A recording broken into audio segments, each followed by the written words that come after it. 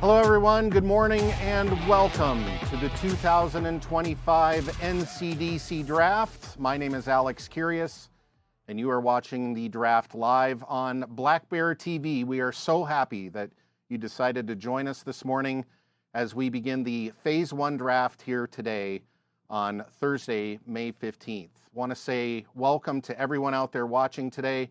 It's an exciting day for a lot of kids, a lot of players, as their futures are decided today. So a little bit of a breakdown of what is going to be happening.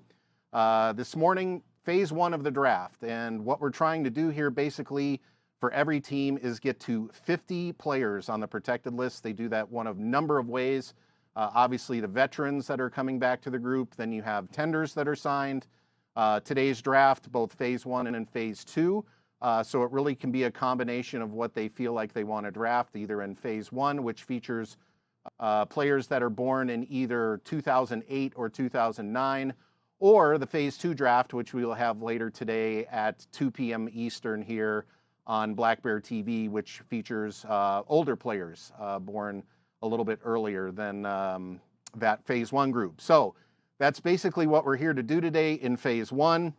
Obviously, it's a really exciting day for everybody. By the way, my name is Alex Kyrias. I'm director of Black Bear TV. So Black Bear TV, the new streaming platform for the Black Bear Sports Group, launched back in August. And obviously, we are excited to be hosting the NCDC Draft here on Black Bear TV. By the way, we have another exciting announcement coming up. But here to help me bring it all together to start the show, we would like to introduce the Deputy Commissioner of the USPHL and the NCDC, Mr. Tony Zazowski. Tony, how you doing today? I'm doing great. Exciting day. Yeah, good to be back. It's always different sitting on this side, right? I've done right. it as a coach and stuff, so it's exciting to be here. And this is obviously, kicks off a new era of the USPHL for players and, the league with Black Bear TV. So again, excited to be a part of it. We'll get into that here in a minute, but first we want to talk about just a little bit of reflection here. It's been a year since you've basically been doing this for the USPHL and the NCDC as Deputy Commissioner. Of course, Murray Gunty, Commissioner. But as you reflect back now that it's been a year, just look back and think how the league has grown. I think it's an exciting time for the USPHL and the NCDC. A lot of things have been happening. We took a look at the league and said, where can we make small improvements to help out with player advancement and the experience of our players? Because that's really what it's all about. And you look back at it and you start seeing that, we changed the All-Star format. We changed the playoff formats. We got a new website. We're like, just little things here that engage everybody in what they see and try to make it better. And I think, again, it's been a busy year, and I'm really excited for kind of what the next 12 months will bring. So this past season really culminated in an exciting playoff. You mentioned that the playoff format changed. So obviously there was a Final Four group that played in Wayne, New Jersey a couple of weeks ago. The Idaho Falls Spud Kings from the Mountain Division, the first Mountain Division team to win a Deneen Cup National Championship. But we were watching the games. They were exciting. They were close. Idaho Falls mentioned that they won every game by a goal. So obviously, the competition was phenomenal, but as you look back on that, and as you look back on, the advancement numbers as well, you have to be pleased with the season. For sure. I mean, a year ago was the first time we had the Mountain Division, right? And again, they didn't have any crossovers when we came into the Deneen Cup, and they were playing South Shore at South Shore Kings. We didn't know what to expect, and that series went 3 games. And so the logical evolvement of the playoff system was, let's get more teams involved. So we went to a double elimination format. Each division got a representative. We had a wild card there. The hockey was great, and ultimately the scouts were there in the building. And so that's what it's all about. And again, we're continuing looking to evolve that and can make it more exciting for our fans. And again, this year's playoffs definitely hit the mark, and we're looking to continue to make it better. Okay, so today, obviously, the draft is an exciting day for a lot of kids. And many people, they're checking this out for the first time, especially with this Phase 1 draft, the 2008, 2009 birth years. I guess from your perspective and experience, knowing how the structure works, why is today important, not only for the teams, but the players as well? I think everybody likes to hear their name called. Start back from the player. You work all season long. You go to practice. You're doing the weight room. You're playing games. You want to know that people are taking notice, and this is the first step. Again, our league is built on getting players to play college hockey, and we're an important step in that. And so before you can get your name called by the colleges, you want your name called by the junior league. Our NCAA numbers are have never been better. So again, this is just that first step. And the Phase 1 draft is that group of 16U players that still might have a year away or 2 years away. But again, they just want to be on that path and know that there's teams catching notice of them. So it's twofold. Like I said, so from the player standpoint, I remember being a player and you're excited. As a head coach and GM, it doesn't matter if you're drafted in the National Hockey League or here. This is where you get a chance to kind of build your team and identify those players and get them into your system. So it's exciting. Phase 1 is very important because not only does it impact you this year, but again, a year, 2, 3 years down the road. And then obviously Phase 2 is helping you right now identify those players. So it's a busy player procurement process, and this is an exciting day for everybody. Yeah, we're going to have you on at the start of the Phase 2 draft as well, so a whole new group can look at that and understand exactly what's happening. Speaking of understanding, the USPHL is very large, and that includes the NCDC. It also includes the Premier and Elite divisions. And for those out there that do not know the structure or the hierarchy, just quickly give a rundown of the three entities in the USPHL and why each is important. Well, the NCDC is the top. That's why we're here right now. This is our Premier League. This is the league that moves the most players to the NCAA Division I. We've got NHL alumni. This is the league that it all funnels through. And again, it's evolving and it's growing. As we mentioned, we've got a lot of exciting news with, got some teams going into Canada. We've had the Mountain Division come in a couple years ago. Again, that's where everything kind of the top of our pyramid before players leave. But at the same time, we've got a very coast-to-coast, North American-based Premier Division. Again, there's over 80 teams. We got a division in Canada. We've got California to the East Coast, and it gives players a chance to kind of develop at their own pace, and also stay close to home. While they get together for showcases and do some different things there. So Premier and the NCDC have a very, very close working relationship, moving players up and down. Players get hurt. Players develop a different path. So the Premier Division is an integral part of our league. And the fact that we can have it coast to coast and international is just phenomenal. And then the Elite Division is just basically different areas of the country have different hockey teams and levels available to them. So there's, like I said, we have a number of a little over 30 of our organizations have Elite, which just gives them another layer to help bring players into their system, develop them, and help get them into the Premier so that they can get up to the NCDC. So it's all just a working relationship.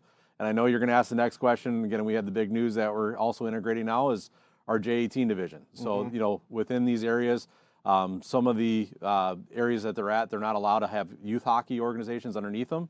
And so the one thing that we want to do is, again, give players opportunities. And our teams, we've got great organizations.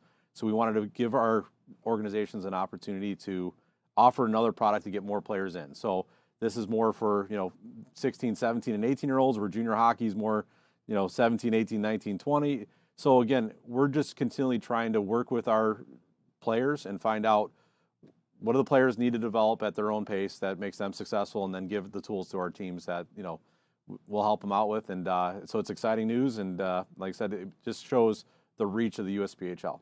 Well, one of the things that we're going to have some interviews later on in the draft with some folks that we talked to throughout the league. But one of the things that was common in their responses was the fact that players could stay close to home, and the importance of that development structure underneath them, whether you're talking about leagues like the J18 or the youth hockey, U16, U18 under the federations, the Elite Premier. These coaches and owners, this is a must for them. So they stress the importance in the interviews, and you'll see that later on here in the draft broadcast. One other thing before we get to the draft picks, and I wanted to say to the folks out there that what is going to happen in this draft is we're going to have various guests, both live and recorded, that we sat down with to talk about the USPHL, to talk about the draft, but also we will be reading the draft picks here shortly as they come up. I know the draft has already started. You can follow along on the NCDC website. So our goal here is to certainly mention every name on the draft broadcast. We'll try to get into potentially stats and things like that if time allows. But ultimately, what we're here to do is just talk about the draft, talk about the league, and give a little bit of entertainment to those watching at home rather than just looking on a screen. So that's what today's goal is. Final point here, Tony, and then you can stick around for the first round. But I wanted to obviously break the important announcement today that Black Bear TV is here for a reason. Not only broadcasting this draft, which obviously I love to do, and it's a kind of personal passion, but Black Bear TV is the new home for the USPHL and the NCDC. They will be broadcasting games starting in the fall. It will be the new network, all playoff games, all regular season games, showcase, all-stars, things like that, all on Black Bear TV. So we are excited to announce that exclusively here on the draft.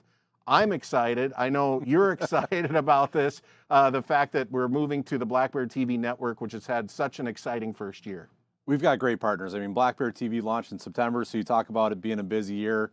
We launched it in September. We had some games going on in August as a kind of a soft launch, but really, I mean, again, it was gone great. The reviews have been excellent. Just trying to do a higher quality youth hockey broadcast for everybody. And with our relationships and a number of team owners in the NCDC and USPHL also see what we do at the youth level. And so it was just a logical partnership to kind of bring it together and work together to continue to raise the experience of everybody for the USPHL. So excited about, the future of what we're going to be doing here. We're going to have you as the voice of the USPHL on here. And again, just what we can be able to do. And that's ultimately it's ultimately about, highlighting our players, giving the parents and their families and their fans great end user experiences. And, with our great partners with Spidio cameras that are in the buildings and Visaic and a number of the partners here, we're looking forward to bringing a top level broadcast to everybody and just highlight what we do.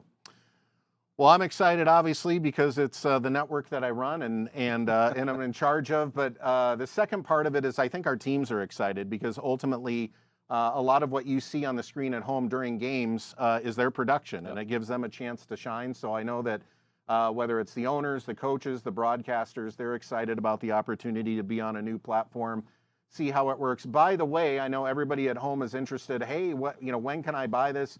USPHL Plus will be the package that people at home can watch USPHL games on. It's going to be on sale right around July 1st. Correct. For packages. So more information is available on the Black Bear TV website. Obviously, if you're watching, you know where that is, but it's blackbearsports.tv if you want to check out the packages. And then obviously the USPHL Plus packages will be on sale July 1st, so that's exciting. Do you want to stick around for the first round? Why not? Okay. Why not? Crazy so pills. We're going to get to some draft picks. I know that the picks are underway, and again, for everybody at home, this is Phase 1 draft, so it's 2008, 2009 players. How many draft picks a team gets really is dependent on them fitting their protected list to 50. So there could be a team that wants 3 picks in Phase 1 and then save the rest for Phase 2. So there's not an exact amount of picks that teams are going to have here in Phase 1. Teams can pass if they want to, so they can go right to Phase 2, but ultimately the goal is just getting them to 50 players. So I don't know if that makes sense at home, but again, we're just trying to make sure that every player's name is recognized and announced as we read these picks, and then we're going to have some interviews in there as well, and some more live guests coming up here on the 2025 NCDC Draft. So let's get to the draft picks. We've got 2 goalies sitting at the table, and it is no surprise that the first pick of the Phase 1 draft is a goalie, Hayden DeMasso, a goaltender from Kalamazoo, Michigan, home of the national champion Western Michigan Broncos, my mom's alma mater, so shout out to them. Hayden DeMasso, a goaltender, 2008 birth year, has been selected by Grand Junction. Grand Junction, one of those teams in the Mountain Division, the Grand Junction Riverhawks. So they get the first pick here, and they go goaltender. So you got to build from the net out. I love it. Again, when you talk about getting players in there, goaltenders, again, a lot of times can step in at a younger age, so no surprise that they go with the goaltender in that first pick. All right, so, hey, congratulations, Hayden. It's always cool to say, it was the first pick of the draft. It doesn't matter what draft. It's just that you were a draft pick. So, goaltender goes first, Hayden DeMasso to Grand Junction. Pick number 2 belongs to College Universelle. I'm using my French accent. The Universelle Academy, that is one of the new maritime teams, if I'm not mistaken. Is that correct? Or a team up in Canada? It's one of we've got a premier division. They have a team there, and again, they're working to get involved in the NCDC. So very exciting. Cool. So they're going to go with Dominic Schnarr, and he is from Woodstock, Manitoba. playing for Bishop's College Bears varsity U18. He is a 2009. Boggles the mind when I'm saying players that have been born in 2009 and think back of what I was doing. It wasn't that long ago, but these kids were born. That just goes to show you the high level that they're playing at. 6'3", 201 pounds, a 2009 forward. Dominic Schnarr going to College Universal with pick number 2. Pick number 3 belongs to Casper. They actually have picks 3 and 4. 4 was traded from Rock Springs, so with pick 3 they go with Landon Famigletti. He is a defenseman from Chicago, Illinois, playing this past year for the Chanhassen Storm out of Minnesota high school program. Of course, Minnesota high school hockey, very well known across the United States, one of the breeding grounds for players for juniors. So a defenseman, 5'10", 165 pounds, Landon Famigletti, a defenseman from Chicago, Illinois, going to Casper. By the way, asterisk time for your host. If I get the players' names wrong, I apologize. It's the first time seeing on a screen. True story. Tony and I were once in Russia for a game, and it was an exhibition game. And for the team we were representing, no problem, roster line charts. But we were playing a Russian team that not only didn't have a roster or a pronunciation guide, you can imagine that, but then right before face-off, we get a penciled roster, a roster that basically was written down in pencil.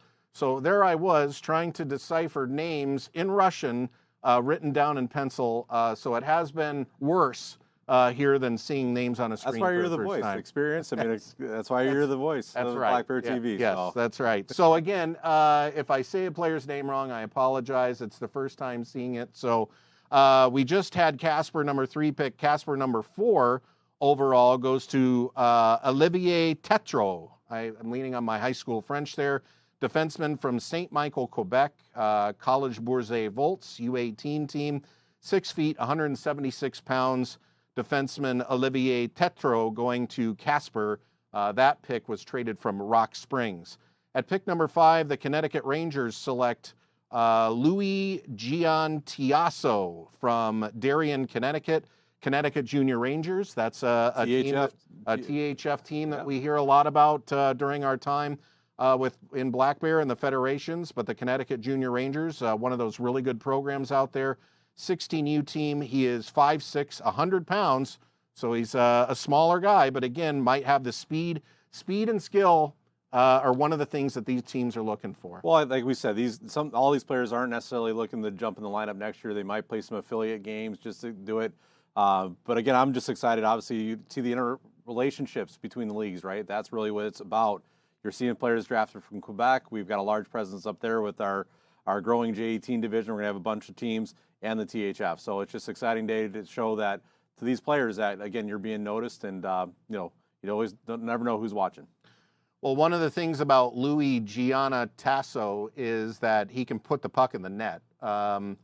With Connecticut this past year, he had 47 points in just 20 games, including 24 goals. So I don't care how big or small you are, if you can put the puck in the net, that is one thing that teams have a premium on at junior hockey. They want to be tough to score on. You're a former coach. You want to be tough to score on, but you got to have guys that can put the puck in the net. Well, I think that's ultimately it. Is you look at do what you do best, and again, trying to find those guys, it's hard to teach scoring. So that's an exciting pick there for them. All right, next up, the Wilkes-Barre Scranton Knights. They have pick number 6 overall. They go with Rohan Moyer, a 2009 birth year, Windy City Storm, 15 U's. So Rohan Moyer going to the Wilkes-Barre Scranton Knights at pick number 6 overall. Again, another guy that can put up points, 30 points in 47 games this past year for the 15U team, the Windy City Storm. So he is going to Wilkes-Barre Scranton at pick number 6. Pick number 7 is the Thunder Hockey Club, and that is Stig Lundin. It doesn't say where he's from, but I found it. Okay. So he's a Maryland Black Bears playing AHF 16U. So right. Atlantic Hockey Federation first-round pick out of a player there. Had 11 goals, 9 assists, 20 points in 16 games with the Maryland Black Bears 16 AA team. So again, exciting. Again, just shows players produce. Again, do what you can. Doesn't matter where you're playing. Scouts are going to find you. You will get noticed. All right, picks are still coming in. Next up is Westchester at pick number 8. They are going with Caden Hill, a 5'10", 157-pound right winger from Colorado Springs, Colorado. He played for the Colorado Thunderbirds 15U team. He is a 2009 birth year, so congratulations to Caden Hill, who goes number 8 overall to Westchester. Again, 5'10", 157 pounds. This past year, Hill played limitedly for Colorado Springs, just 8 games, but he did have 3 goals. For the Rampage the year before, 25 points in 54 games. So he played for the Thunderbirds last year for a little bit, played in the THF. Again, keeps talking about the leagues that we're affiliated to. And he actually played a number of games for the Rocky Mountain Moose. The Rocky Mountain Moose are a new member of the J18 division, so exciting for them to have a team coming in there. That was a first-year program, and have a player drafted in the first round. It's going to sound like a broken record, but I think that one of the things that we're seeing here is obviously we have mentioned about 5 or 6 players already in the first 8 picks that these coaches would have seen play because of the involvement and relationship with the federations. And so that obviously is lending itself well, particularly for these younger players, because it's hard to scout, players that may be on the radar for a couple years out. You as a coach in junior hockey, you're always thinking now, but it's hard to think about the future. But obviously we're seeing that these are players that these guys have seen in person. Well, and that's really it. I think that's the hardest decision for players and their parents to make is, where do I play next year, right? Mm-hmm. Is that they start getting recruited, they feel they have to go somewhere over another program. And again, it's really about what events are those teams attending? What league do you play in? Are scouts being seen it? And again, I'm just, obviously I'm the commissioner of the Atlantic Hockey Federation and the Tier 1 Hockey Federation too. So just to see players being called and shows that working relationship makes me excited that it's working. And again, hopefully shows these players that, again, just find ways of getting to our leagues.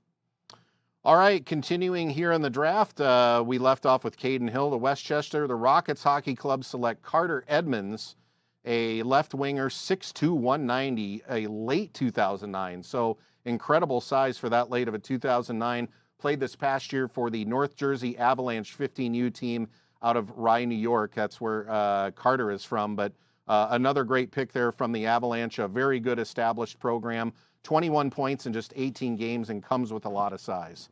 All right, next up is going to be Jack Wheaton. This is pick number 10 from Jersey. Jack Wheaton is the selection, 5'10", 150, a left winger from Plymouth, Michigan, played for Bell Tire 16U team this past year, had some good numbers, 36 points in 50 games. So Jack Wheaton of Jersey with pick number 10. Moving on to pick number 11, the Islanders Hockey Club select Nolan Nasser, a defenseman from North Andover, Massachusetts, played for Governor's Academy this past year, 2008 birth year, 6 feet tall, 170 pounds, 4 points in 25 games for Governor's Academy, which is a prep school out east. Pick number 12, Wilkes-Barre Scranton Knights, their second pick of the first round. They got this pick from Pueblo. Mason McCosh, a defenseman from the Arizona Junior Sun Devils 18U team, 5'7", 136 pounds, born in 2008. Mason McCosh to the Wilkes-Barre Scranton Knights with pick number 12. Pick number 13 as we roll along here in round number 1, Rock Springs. They got this pick from Utah. They select Joseph Garidi. He is a defenseman from Chicago, Illinois, played for the Chicago Reapers 16U team this past year. 6'2", 165 pounds, 2008 birth year, Joseph Garidi to Rock Springs with pick 13 in round 1. Round 1, pick 14, Utica selects Sean Goodman, a forward from Trafford, Pennsylvania, played for the American Hockey Academy. Oh, by the way, that is the group of the Boston Junior Dogs, Boston Junior Terriers. We're actually going to hear from their owner later on in the draft. But there is another ladder of development pick with Sean Goodman. And Tier 1 Hockey Federation team. So, again, excited to see those players being called. The year before, as Mark Stars, 15U. So, again, wow, 53 points in 45 games for Sean Goodman. So if you can do that at that level, that is a really good pick. I like that one for Utica. Moving on, Mercer, they select Will Burns. He is a defenseman from the Gilmore Academy Lancers 16U team, 5'10", 171 pounds. Burns this past year, great numbers, 33 points in 62 games as a defenseman. So some good numbers there. Ryan Clancy is the next selection. That goes to Ogden from the Mountain Division. 6 feet, 160 pounds, a forward from West Seneca, New York. Played for Nichols School this past year, a 2008 birth year. Next up is Northern. They select Jason Kubeka, defenseman from Zin Junior B. I'm going to go ahead and assume that might be European. Yes, that is from Czech Republic. So 21 points in 41 games this past year. I hope I'm pronouncing that first name right. Jason Kubeka, again, 5'10", 160-pound defenseman to Northern at pick number 17. Pick number 18 will go to Idaho Falls, and that is Brendan Finley, the defending Dineen Cup champions. They said they had to reload, so this is what they're trying to do here. Chicago Mission 16U from Chicago, Illinois. Brendan Finley, 5'6", 146 pounds, 51 points in 50 games this past year. So certainly a person that can create some offense. Pal is next at pick 19 with Sean Matthew Goyette from Hawkesbury, Ontario, playing for the Cornwall Coats this past year. Defenseman, 5'10", 186 pounds. South Shore coming up next with Lucas Cott from the Nashville Junior Predators, a center from Tampa, Florida, 5'8", 161 pounds. And that 20 picks is the conclusion of round one. That's exciting. Again, a lot of teams that we're used to seeing, and really the ladder development. So again, exciting for these players here. Congratulations, and look forward to seeing you in the NCDC jersey in the very near future. Yeah, we're already on to round two, and we'll take a quick break shortly here in a minute, but wanted to get to the round two picks first as we get to teams picking already in round number two. So this draft is going fast. It's the kind of draft I like. Grayson Turk is the first pick of round two, Rocky Mountain Rough Riders, THF 16U team. Good program out there just north of Denver. 5'10", 145 pounds, 2008 birth year. This past year, pretty good for a defenseman, 15 points in 30 games. So they're another development ladder selection by Grand Junction. Obviously, Grand Junction in Colorado, good pick. Rocky Mountain Rough Riders, a kid that they've obviously seen. Well, it's those pipelines, right? You want to keep the teams close to you, the players close to you there, playing in your program. So again, just logical for them, keep those players in Colorado. And I think that's, again, why we talked about earlier about the league having teams, spanning and growing, is to keep those players close to home. All right, two more picks, and then we'll take a break. Xavier Cormier, a defenseman from Bishop's College Bears varsity from Dieppe, New Brunswick, 5'7", 133 pounds, going to College Universelle. And Idaho Falls, they get this pick from Kasper Volodymyr Nomenko, center from Team Illinois 16U, 5'9", 155 pounds. We'll stop there and leave off with Idaho Falls as we are into round two. Tony, thank you very much for joining us here on the broadcast. Obviously, some great words, some great knowledge for people out there. Congratulations on your first year here. Obviously, the NCDC, the USPHL is in great hands under your leadership. And, hey, we're excited to be a part of it come the fall and broadcast some of these games and give people a really good experience of watching hockey. I appreciate it. Thank you very much, and good luck to everybody. All right, we're going to take a timeout, and when we come back, some more draft coverage here in round two. You are watching the 2025 NCDC Draft live on Black Bear TV.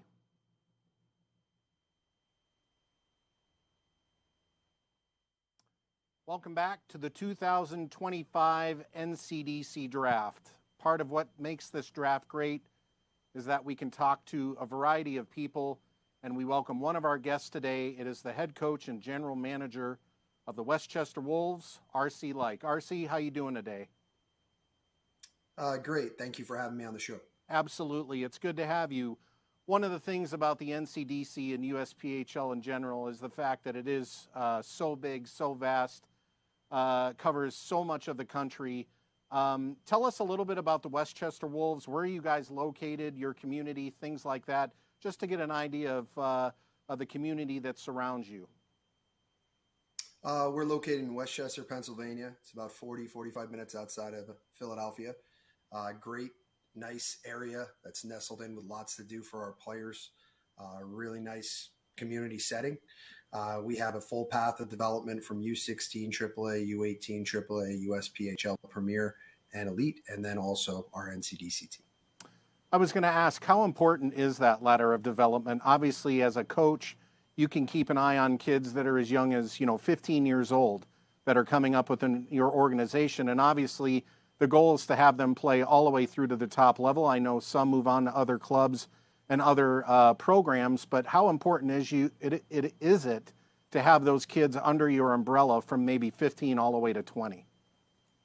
I think it's instrumental in their development. I think our program has a very unique setup that most programs that do have Tier 2 don't actually have. So with our staff, we know all of our players and all of our players know all of our staff. So if you play on the 16, 18 Premier team, our coaches are interacting with you every day. You're seeing each other every day. You're building relationships and you're fostering those relationships, daily. So we're also on the ice with all of our teams, just like all of our coaches are on the ice with our NCDC team, our USPHL Premier team, our U18 team, our U16 team. So I think it's a very family-based environment. That's, everything here is built on that family and loyalty concept. So it really helps these kids feel like they have a place with coaches and a staff that actually care for them and are actually getting to know them as people, more importantly than just players. So let's take a look back on the 2024-25 season. I know you guys in the regular season finished around 500, have an opportunity to participate in the playoffs and the early stages of the playoffs. Take us back to last season and how satisfied were you? For us as a program, we accomplished a lot with our NCDC team, our U18 team, our 16, our Premier team. All teams were top teams or high-level teams at their respective level. With everything that we had to go through with getting everything ready for the NCDC and our program entirely over the summer, we were really happy with the outcome and what we were able to put on the ice and the product, as well as the overall results. It's results that we expect to improve drastically for this season. It's something that, when you're starting a brand new program, there's a lot of things that you have to go through to build a culture, set up your program correctly, and make sure the right people are in place to help you lead that program. And we have that going now. We have those things set up. And I think that this year, in year 2, we're expecting to be a top team in the league. We're expecting to be a team that competes for the championship in the NCDC.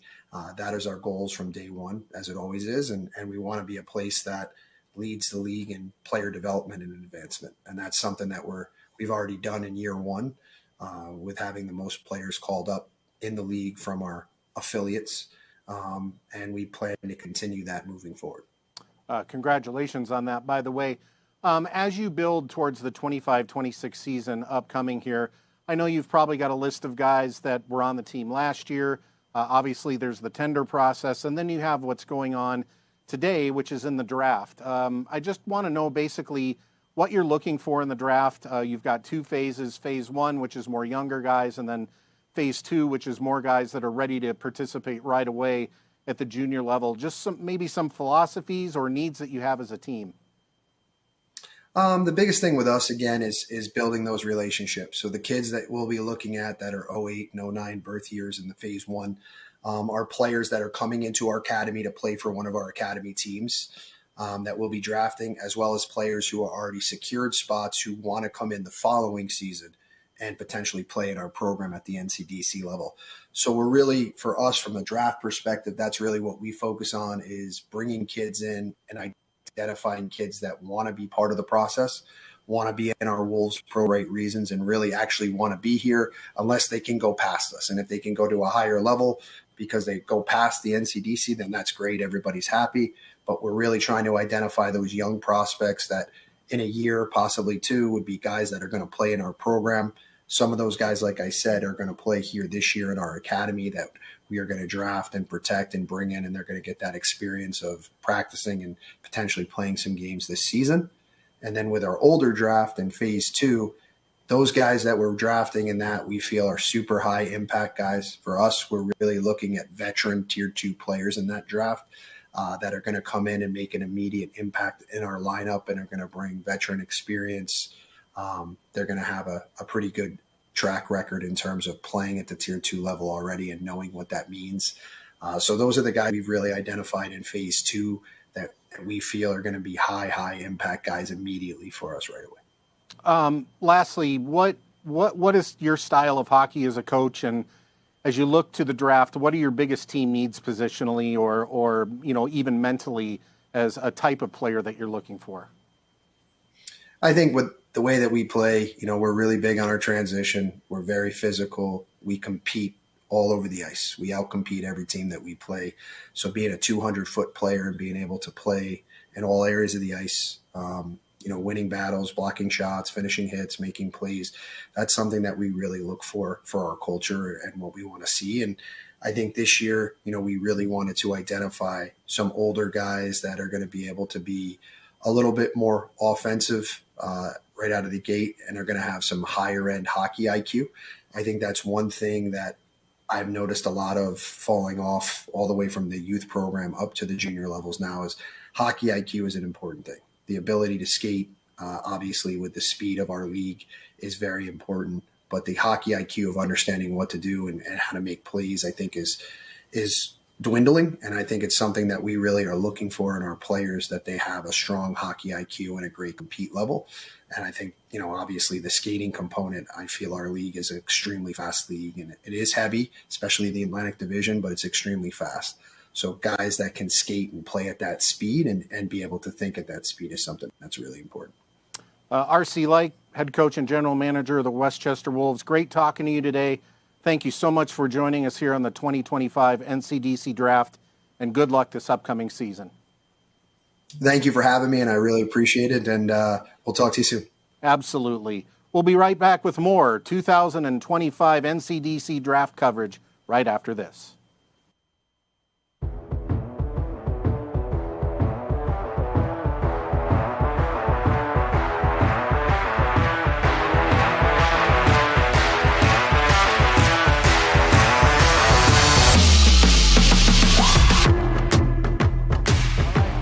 On the 2025 NCDC Draft, Alex Kyrias, your host. Great to have you along today on Black Bear TV. We want to thank R.C. Lyke for that great interview, and best of luck to them and the Westchester Wolves this upcoming season. Where we left off here on the draft, we were in round 2.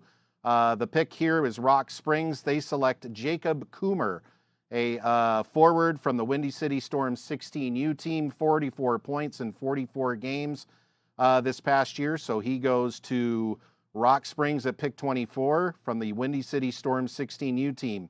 Next up, the Connecticut Rangers select Bryson Wood, a defenseman from Fairfield, Connecticut, played for the Connecticut Junior Rangers, so there's a good ladder of development story going from the youth program to the junior program. 5'5", 120 pounds, 2008 birth year, Bryson Wood to the Connecticut Rangers. With pick 26 here in round 2, the Wilkes-Barre Scranton Knights select Matthias Allen, 5'11", 152 forward from Boston Hockey Academy 16U team, going to Wilkes-Barre with pick number 26. Pick 27 here in round 2 belong to the Thunder Hockey Club. Jonathan Lee is their selection, a left winger from Burnaby, British Columbia for the North Shore Warriors U18 prep team, 5'6", 118 pounds. Jonathan Lee to the Thunder Hockey Club at pick 27. Pick 28 belongs to Westchester. The aforementioned Benjamin Lombardi, 5'10", 180 pounds, centerman from Cobb, Connecticut, played for the Brunswick School Bruins this past year. Benjamin Lombardi to Westchester, 25 points in 35 games this past year. That was pick 28. And pick number 29 in round 2, the Rockets Hockey Club select Mason Law, a center from Neptune, New Jersey, played for the New Jersey Rockets 15U team this past year. Great size, 6'1", 185 pounds as a late 2009 birth year. Also put up 17 points in 13 games. So congratulations to Mason. Here as round 2 is slowly wrapping up. Henry Miller, the next pick for the Jersey Hitmen, a left winger, played for Bell Tire 16U team, 5'10", 162 pounds. Henry Miller to the Hitmen at pick 30. Pick number 31, the Islanders Hockey Club select Stephen Conrue, a right winger from Kingsville, Ontario, played for the Winchendon School Whippets, 5'8", 157 pounds, an early 2008 birth year. The Jersey Hitmen next at pick number 32. They got this pick from Pueblo. Alex Patsilivas, left winger from Slippery Rock, Pennsylvania, playing in the THF this past year for the Esmark Stars 16U team. Dave Kosick, Yuri Krivakricha, doing a great job there at Esmark. 5'9", 140 pounds, Jersey Hitmen selection, Alex Patsilivas. Utah with pick 33, going with Jake Piatella, Howell, Michigan, the Heartland High School Eagles. Good program there out of the state of Michigan. Good size for a 2008, 6'1", 185 pounds, 20 goals in just 25 games this past year. So certainly a guy that can put the puck in the net. Good selection there for Utah at 33. 34, the Rockets Hockey Club, Caden Dion, 5'10", 160 pounds, centerman from Denver, Colorado, played this past year for the Sioux Falls Power 16U team. The Mercer Chiefs at pick 35 select Tristan McCormick, forward. This past year, McCormick did pretty well out there. Not a lot of stats on him, but certainly a guy that Mercer wants to come in and have an impact. Next up is pick number 36. Ogden selects TJ Rack from Chilliwack, BC, Cincinnati Cyclones premier team, 6 feet tall, 150 pounds defenseman. As we wrap up the second round, 4 picks here, the Jersey Hitmen select Wesley Ryu, a right winger from San Diego, California, playing for the Anaheim Junior Ducks 16U team. After that, Rock Springs is up with pick 38. They got this from Idaho Falls. They select Robert Matula, forward, 5'6", 137.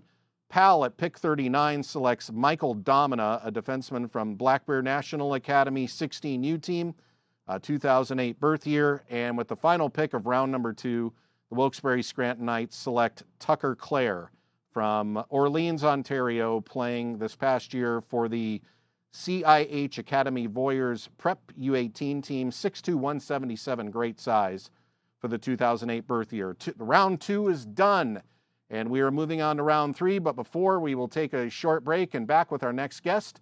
You are watching the 2025 NCDC Phase 1 Draft.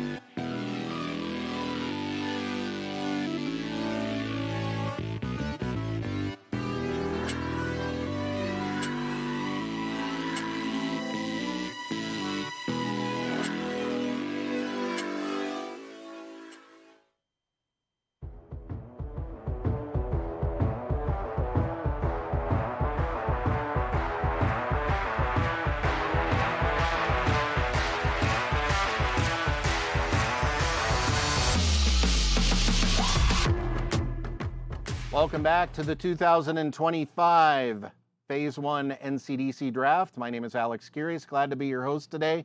We are just starting round 3 here in Phase 1, but it's time to move on to our next guest. And in studio, we are pleased to have Mark Kumpel, the Director of Hockey Operations for the USPHL Premier and Elite Divisions. Mark, thank you for joining us today. Alex, it's a great day here with the draft. It's exciting. It's the first time I've been part of the draft, and it moves right along, and your enunciation of some of these names is fantastic. It's tough work. It's great to have you along. So let's hop right into it.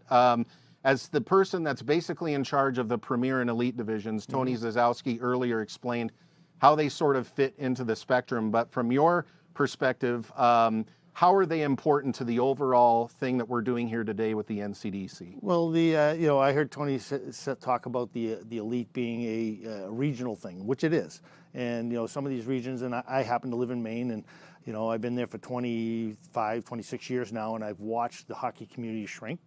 And what has happened, like, Scarborough schools, for instance, used to have a great hockey team, and they're still a good hockey team, but now they're regional hockey teams, get 3 or 4 different high schools and populating them.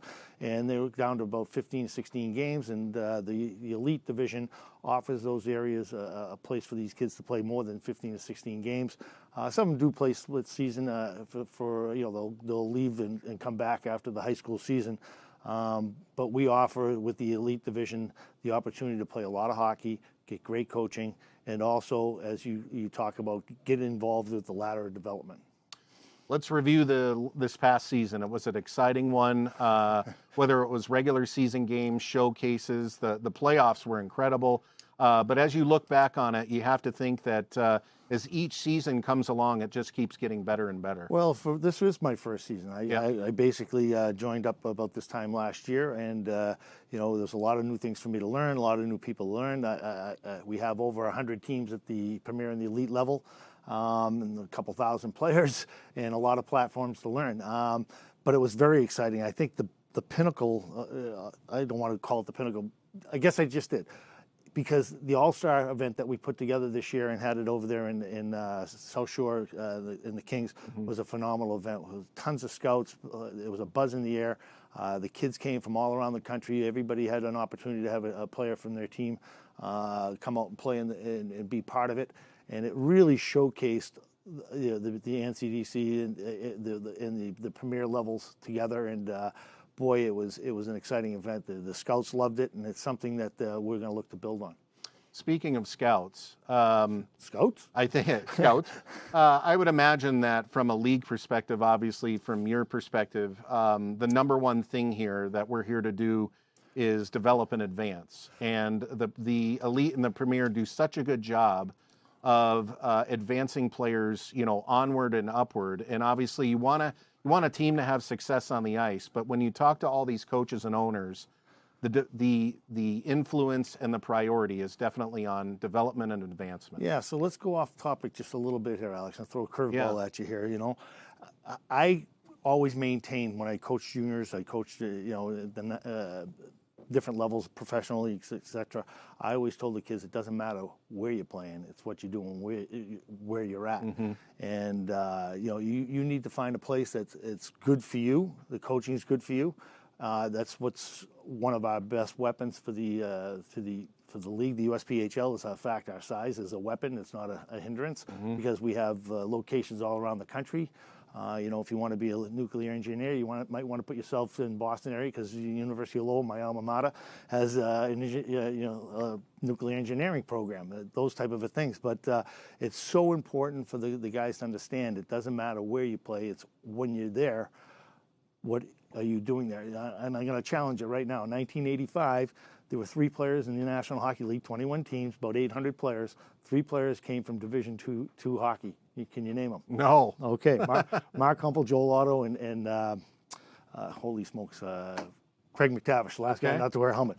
We all played in Division II hockey, and we played in the National Hockey League. Now, I was the least of them all. Those other 2 guys played 1,000 games, but I got a good cup of coffee for about 400, and it was a great expectation. But, I went to University of Lowell at the time, and it didn't matter that it wasn't Division I. Yeah. It didn't matter that Joel Otto went to Bemidji State. It wasn't Division I. It was Division II. Same thing with Craig McTavish at University of Lowell. So it's not where you play. It's what you do when you're there. Last question. One of the major things that we see, as we just talked about development, are success stories. And I know that there are a lot of recent success stories that you're proud of, but I think that the league is proud of. They happen all the time, but there's some in particular that stand out. Yeah, in the last year or so, we had over 177 guys move from the Premier Division to the NCDC, some for a cup of coffee, some for the rest of the season. You look at the 2 phenoms out in Pueblo, the Marshanock twins, Simon and Matt.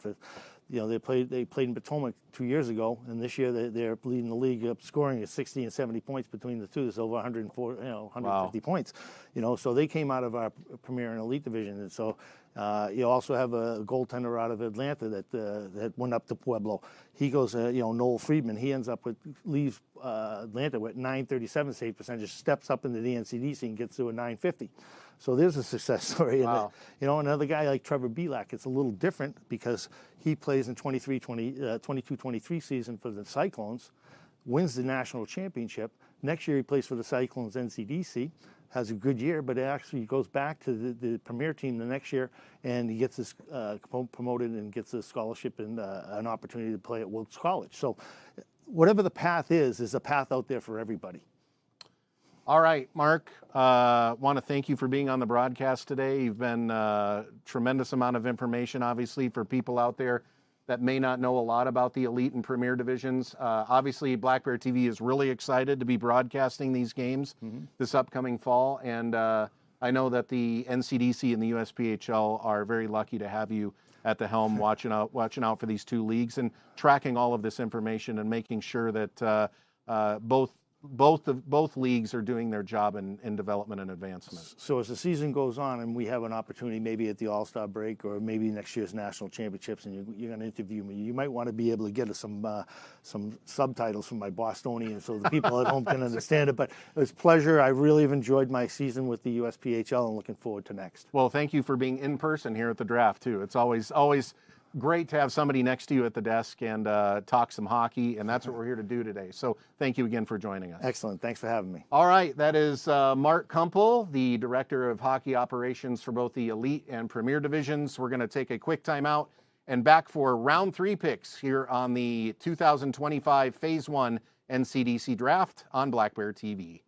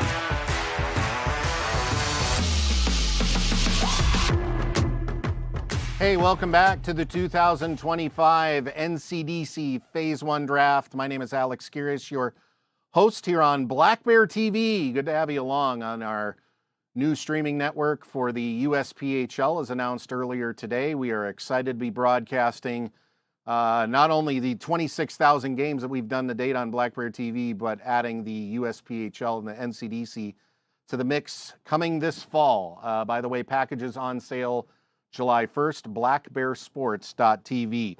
We are into round number 3, and again, this is Phase 1. All of these players are born in 2008, 2009.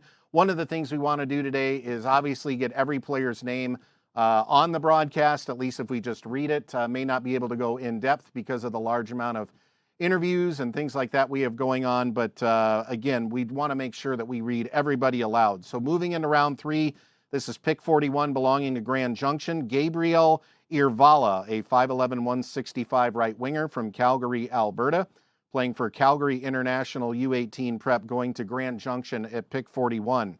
Pick 42 in round 3, College Universelle, Samuel Vesna from Quebec, a right winger, 5'8", 151, playing this past year for the St. Eustache Vikings U18 team. Samuel Vesna at pick 42. Something interesting here as I take a quick pause. But the first pick of the draft, interesting, was a goalie, and we have not seen a goalie since. So it has been all forwards and defensemen since then. Tony and I joked about it earlier that both of us were goalies in a former life, but we have not seen a goalie yet taken besides the first pick.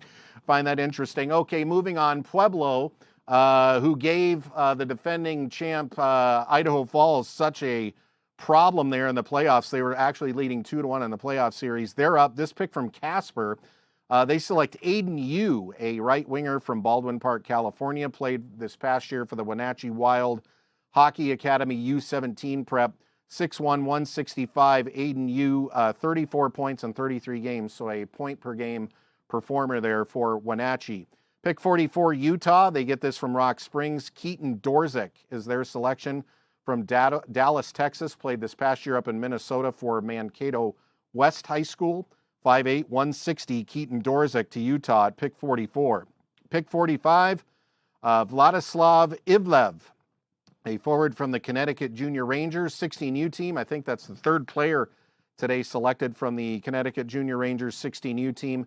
6'2", 185 pounds, good size for a 2008 birth year, going to the Connecticut Rangers at pick 45. Pick 46 belongs to Pueblo. They got this one from Wilkes-Barre Scranton. Quizong Sung from Great Falls, Virginia, played for Team Maryland this past year, the 16U team. Sun doing a good job with some numbers, putting up 48 points, including 23 goals, 25 assists in 50 games played. For Team Maryland 16U, going to Pueblo at pick 46. Pick 47 belongs to Idaho Falls. They got this from the Thunder. Jacob Lucas is their selection. 5'8", 139 pounds from Val-d'Or, Quebec. Played for the Amos Foresters U18 team, a 2008 birth year. Elk Grove Village, Illinois, Team Illinois 15U, 2009 birth year. 5'8", 139, Jacob Lucas to Idaho Falls. Pick 48, Westchester, Milan Chartier from Val-d'Or, Quebec. The Amos Fortiers U18 team is last team. 5'8", 159, Milan Chartier from Val-d'Or, going to Westchester at pick 48. Pick 49, Rockets Hockey Club select Thomas Giroux from Chatham, New Jersey. Played for the North Jersey Avalanche 15U team. 5'10", 150 pounds, 2009 birth year. Thomas Giroux to the Rockets Hockey Club. Jersey Hitmen select Henry Halinka with the 50th pick. Lake Forest Park, Washington, played for the Seattle Junior Kraken. 5'8", 147 pounds, Hadrian Halinka to the Jersey Hitmen at pick 50. Pick 51, the Islanders Hockey Club select Luke Allen, a right winger from Bellicora, Massachusetts, played for Lawrence Academy this past year. 2008 birth year, 5'9", 160 pounds, right winger Luke Allen to the Islanders. Jersey Hitmen again at pick 52. This from Pueblo. Landon Anderson from Canton, Michigan, played for Detroit Compuer 16U team. 5'8", 150. Pick 53, Utah, as we continue here in the third round. Landon Palak, a forward from the Rocky Mountain Rough Riders 15U team. 5'10", 198 pounds. Landon Palak, 2009 birth year to Utah. Idaho Falls next. Asher Lucas, a left winger from Williams Lake, British Columbia, played for the Williams Lake Mustangs. 5'10", 170-pound left winger. Utica up next. Nick Kim, Nashville, Tennessee, for the Iron Wolf Lumberjacks. 5'5", 110-pound forward. Nick Kim to Utica. Ogden with pick 56. Tommy DeLeone. Hey, there's a goalie. Florida Alliance, 15Us, 5'10", 160 pounds. Tommy DeLeone, the second goalie drafted in the draft, to Ogden at pick 56. I think there might be a run on goalies now that cat's out of the bag. 57, Cade Kinnear, from left winger from Albany, New York, playing for the Carolina Junior Hurricanes, to the Westchester Wolves. Cade Kinnear a left winger. Rounding out the third round of the draft, pick 58, Idaho Falls, Kalen Swanson from Williams Lake, BC. A right winger, 5'10", 160 pounds. And pick 59, South Shore selects David Dvorak, 6'2", 163-pound goaltender. European, played for Trenson Dukala U18 team. Dvorak to South Shore. And the final pick of round number 3 is pick 60 to the Mercer Chiefs. Xavier Holleran, goaltender from Gatineau, Quebec, 5'10", 175 pounds, 2009 birth year. So 2 goalies back-to-back to end round 3. We'll take a timeout here for another interview. When we come back, it is round 4 of phase 1 of the 2025 NCDC Draft on Black Bear TV.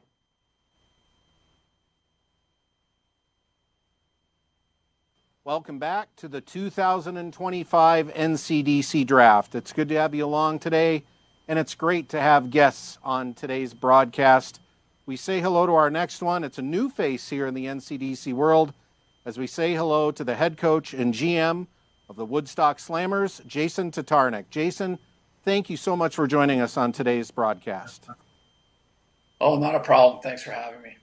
Well, obviously, there's a lot of buzz and excitement going around as just 24 to 48 hours ago, there was a new announcement by the NCDC with 5 new teams in the Maritimes here in the United States and Canada. 3 new teams in New Brunswick, 1 in Quebec, 1 in Maine. You're a part of that new group, the Woodstock Slammers in New Brunswick. Just tell us how excited you are to be a part of this new situation up there in the Maritimes.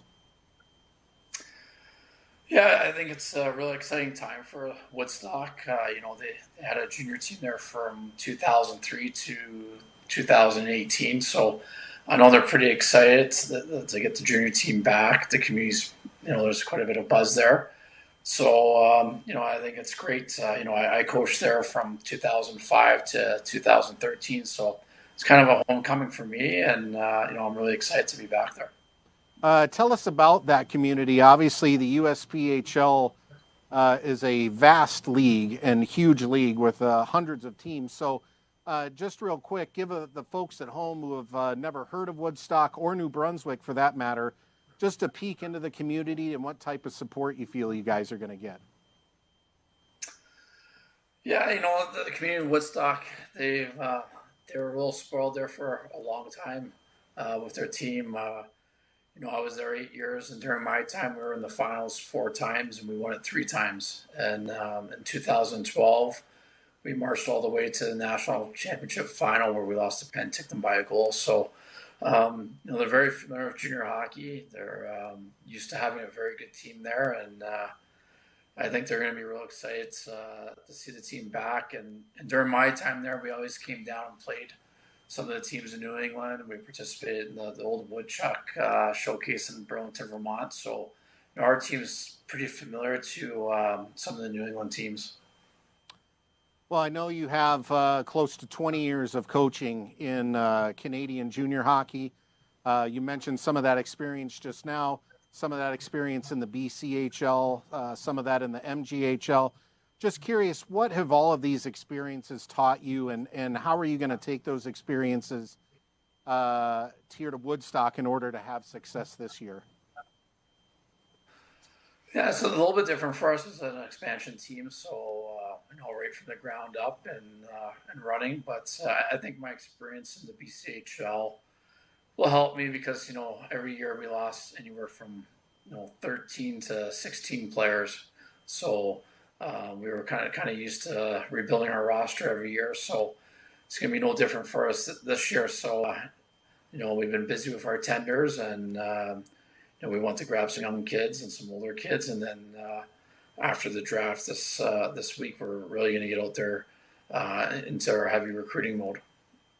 As you are recruiting, what type of team are you looking to build? I know it probably goes along with a coaching philosophy, a type of team that you like out there. What type of team do we expect to see in Woodstock, and exactly where are you starting? I mean, obviously with a blank slate, you could look to have a team that's heavily built on defense and goaltending, or something that's going to be more high-powered. Where does it sit with your philosophy? I think the biggest thing is to start with the NCDC philosophy, really.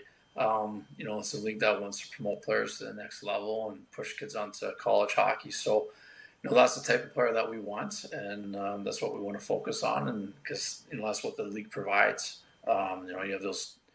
For us, we'll be attending the 2 showcases and Wayne, New Jersey, and Foxborough. So, we want players that want that exposure. We want players that want to be by these colleges, and that's a big part of our program is to get these kids to the next level. So, obviously, that's the first step in the whole process, and after that, like you mentioned, we're going to build from goaltender out and through the defense to the forwards. And I think we had a nice mix with our tenders at each position with even some young players and older players. And we really focus on some players that are local players in Woodstock and around that community. So we're pretty happy to secure some of those players already. Well, it's great to hear that advancement is the highest priority for you guys. Just wondering, any kind of expectations headed into year one? Obviously, you're going to see plenty of those that are in the Maritimes with you in your regular play, but as you mentioned, you're going to showcases and things like that.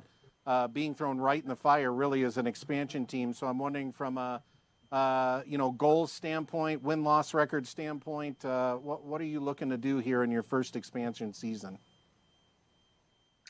Yeah, I'm not going to get too wrapped up with wins and losses. I think the process will be the most important thing for us is, playing the game the right way. We want to be a very responsible hockey team. We want to do things the right way. And I think if you do things the right way, you have success. And that allows you to advance as a hockey player too. If you have good habits, and it's a little bit easier to make that transition to college hockey. So that's a big part of it for us. And then, like I said, the process. And part of that process starts in practice. So we want to be a pretty hardworking team in practice, in the weight room, and then let that transition to our games. Having said that, Woodstock, they still have the championship banners up there. So expectations will still be high in the community. Well, I know they're going to be happy to see you back. Congratulations again, Jason, on the opportunity to be a head coach and GM in the NCDC, particularly in your old stomping grounds there of Woodstock. We wish you nothing but the best of luck this upcoming season and look forward to seeing you down the road at some showcases. So thank you again for being on the broadcast today. No, thank you. We're excited to be part of it. And I know our ownership group with Chris Reeves is excited to be up in Canada, and I think he's really looking forward to getting the show on the road. Jason Tatarnic, head coach and GM of the new Woodstock Slammers out of the Maritimes. Going to be a great addition to the NCDC in 25-26. We will be right back with more 2025 NCDC draft coverage right after this.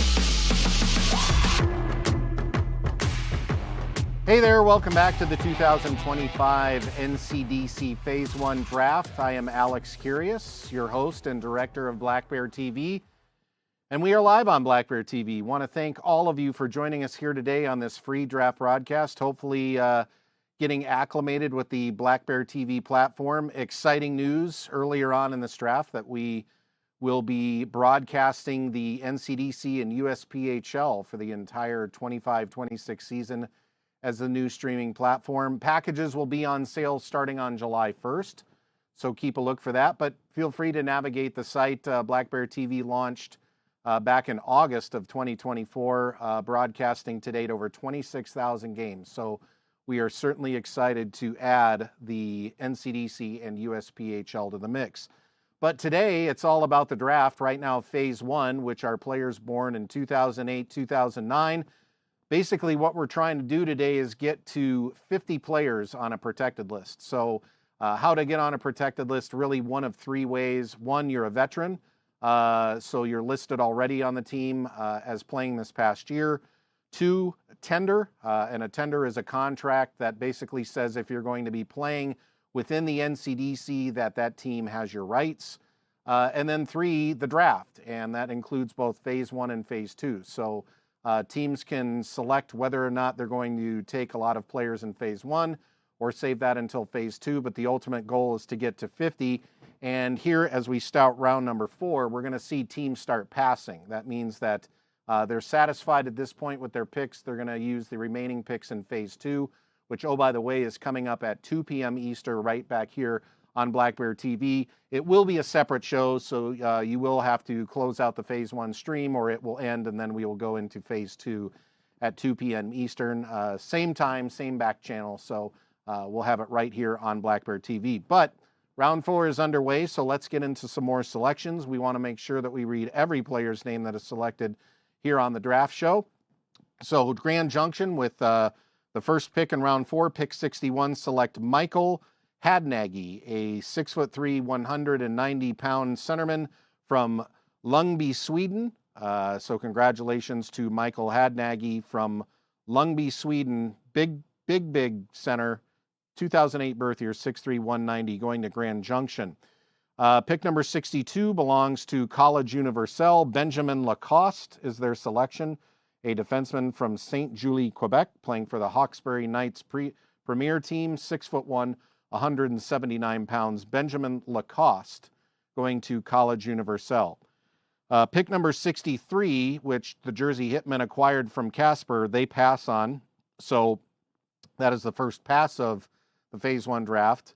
Moving on to pick 64, Westchester get this pick from Rock Springs, select Emile Perron, a right defenseman from La Serre, Quebec, playing for the Rouyn-Noranda Citadels 17U team, 6 feet, 150 pounds. This past year, pretty good numbers for a defenseman, 8 points in 31 games played. Ogden up next at pick number 65. They use their pick to pass, so they will move on to pick number 66, which belongs to the Rockets Hockey Club. They go with Errol Brian Albert, a forward from Berlin, Germany, 6'3", 180 pounds, played this past year for the Delta Hockey Academy 18U prep team. So Errol Brian Albert, forward, going to Rockets at pick number 66. Pick number 67 belongs to Mercer. They select Jake Lauderstein, a right winger from Ashburn, Virginia, played for the Ashburn Extreme 16U team this past season, 5'10", 157 pounds. Jake Lauderstein going to the Mercer Chiefs at pick 67. Pick 68 belongs to Casper, and they select Porter Williamson, a right winger from Duncan, BC, playing this past season up in British Columbia for the Nanaimo Buccaneers, 5'10", 165 pounds.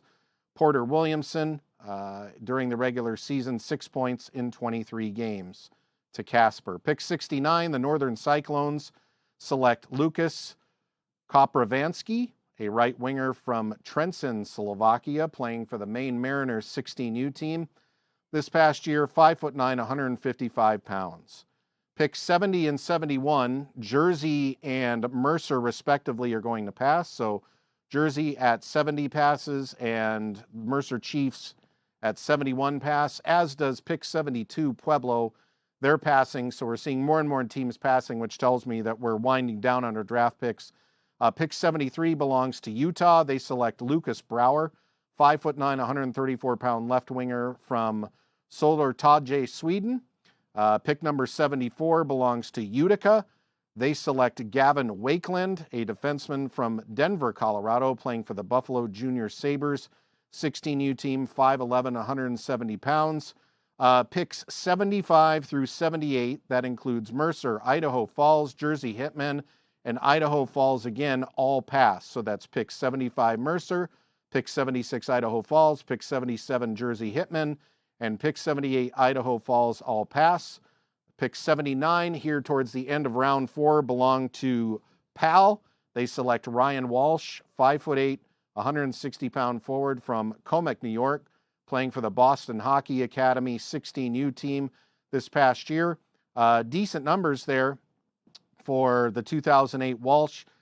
This past year in 66 games played, he put up 34 points, which include 14 goals, and 20 assists. And the final pick of round 4, South Shore selects Gavin Holland, a defenseman from Topsfield, Massachusetts, from Lawrence Academy, 6'1", 173 pounds. The South Shore Kings, runner-up in the Dean Cup Finals, go with Gavin Holland, a defenseman, 7 points in 23 games last year. That brings a close to round 4 of the 2025 NCDC Phase 1 draft. We'll take a timeout for another interview and come back with round 5 here on Black Bear TV. Welcome back to the 2025 NCDC draft. My name is Alex Kyrias. Good to have you along today. And we have another interview, and is with the owner of the Boston Junior Dogs and Boston Junior Terriers, Russ DiMariano. Russ, how you doing today? I'm doing well. Thanks for having me, guys. Thanks. Much appreciated. Obviously, we hear from a lot of coaches, GMs. Great to hear from an owner, a guy who literally is on the forefront of everything that is happening. I know this past year was your first foray into the NCDC, albeit a half a season. Just wondering how that experience was once you joined the league, and overall what you took away from last season. Yeah, and the transition actually was quite smooth. Everyone in the USPHL was fantastic to work with, and despite the turmoil and everything else and the speed bumps it took to get there, they really ironed out a nice pathway for us. And, we got into the league and we realized how difficult the league was and had to make some adjustments. I was actually on the bench this year as well. I won't be next year.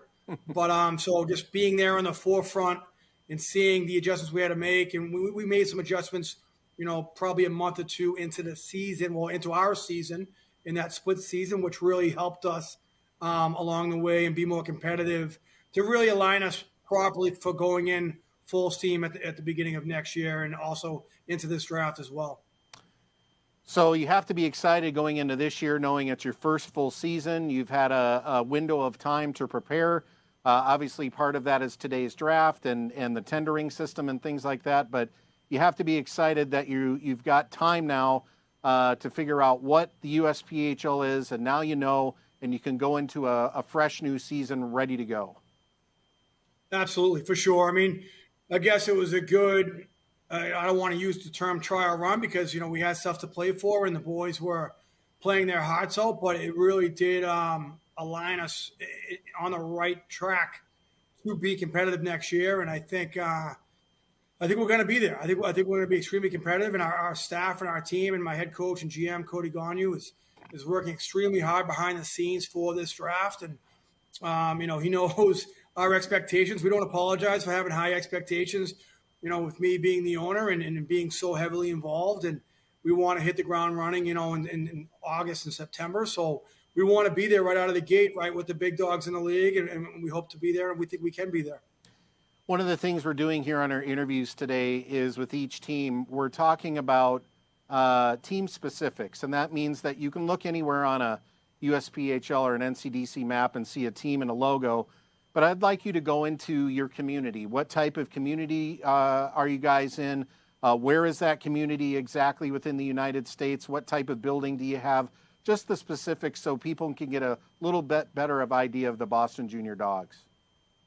Yeah, thanks. I mean, we were all about culture, and and I coach at the college level as well, and I've been involved in the NCAA for a long time. And our locker room at the college level it's one big family, and we try to bring that same mentality to the junior dogs. And everyone is a brother in that room, and they do everything together. We spend a good amount of time at the rink.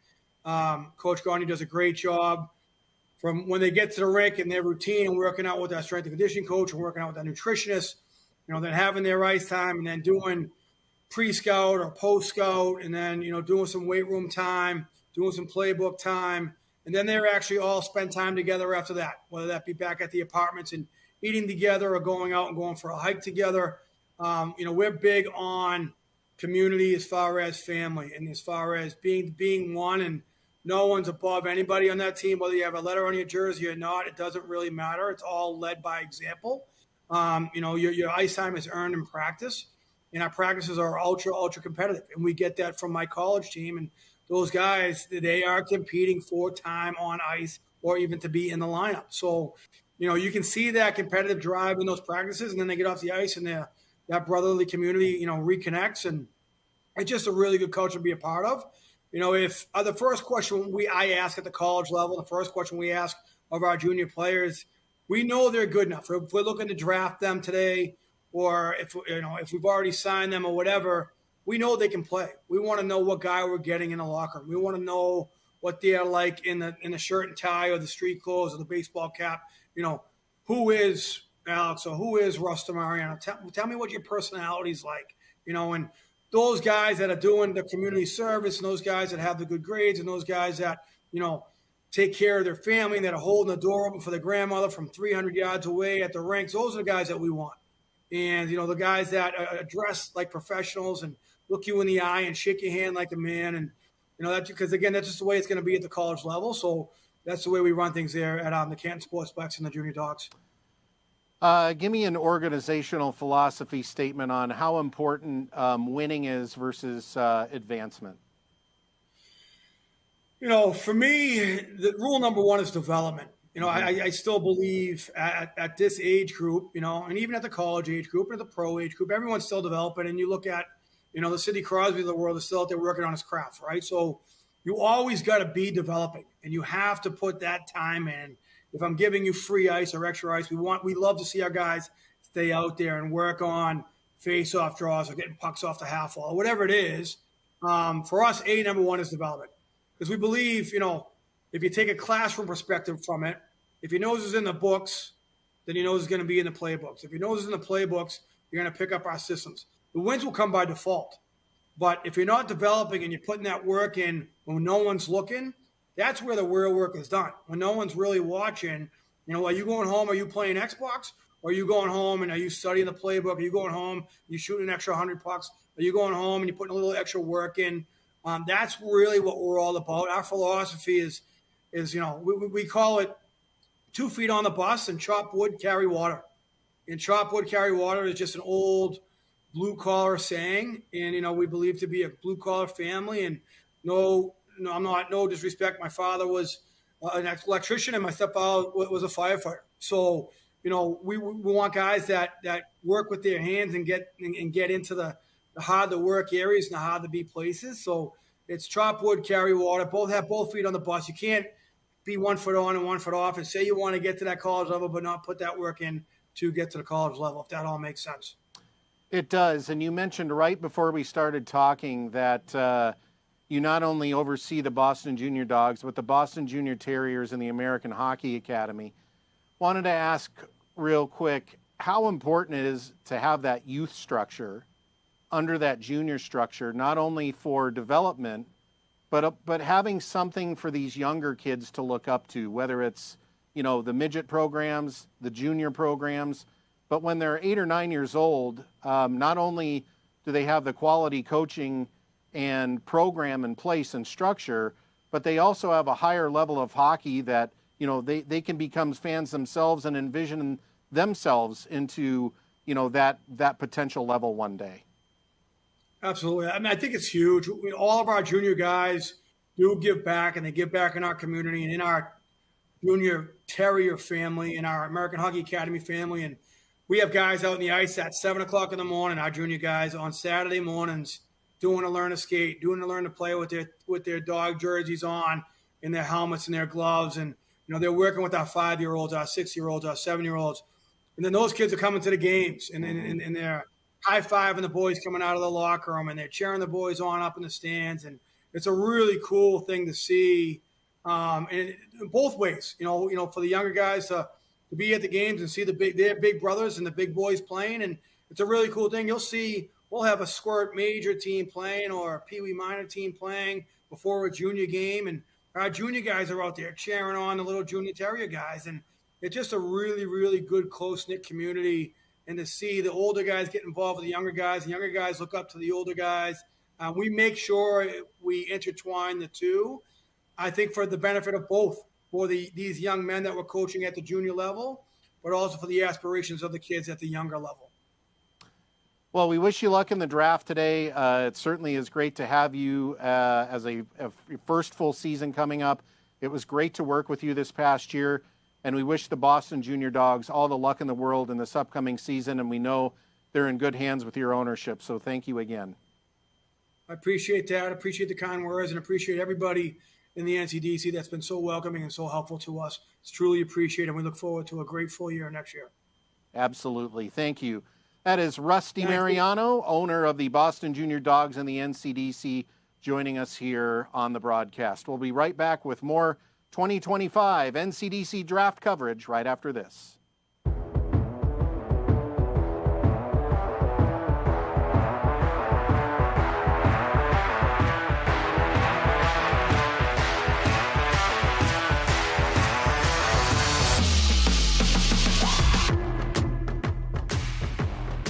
Hey, welcome back to the 2025 NCDC Phase 1 Draft. I am Alex Kyrias, your host and director of Black Bear TV. Good to have you along today. We are in round 5 here of Phase 1, and again, just to remind those watching at home or from work or wherever you're watching from, number one, thank you for tuning in.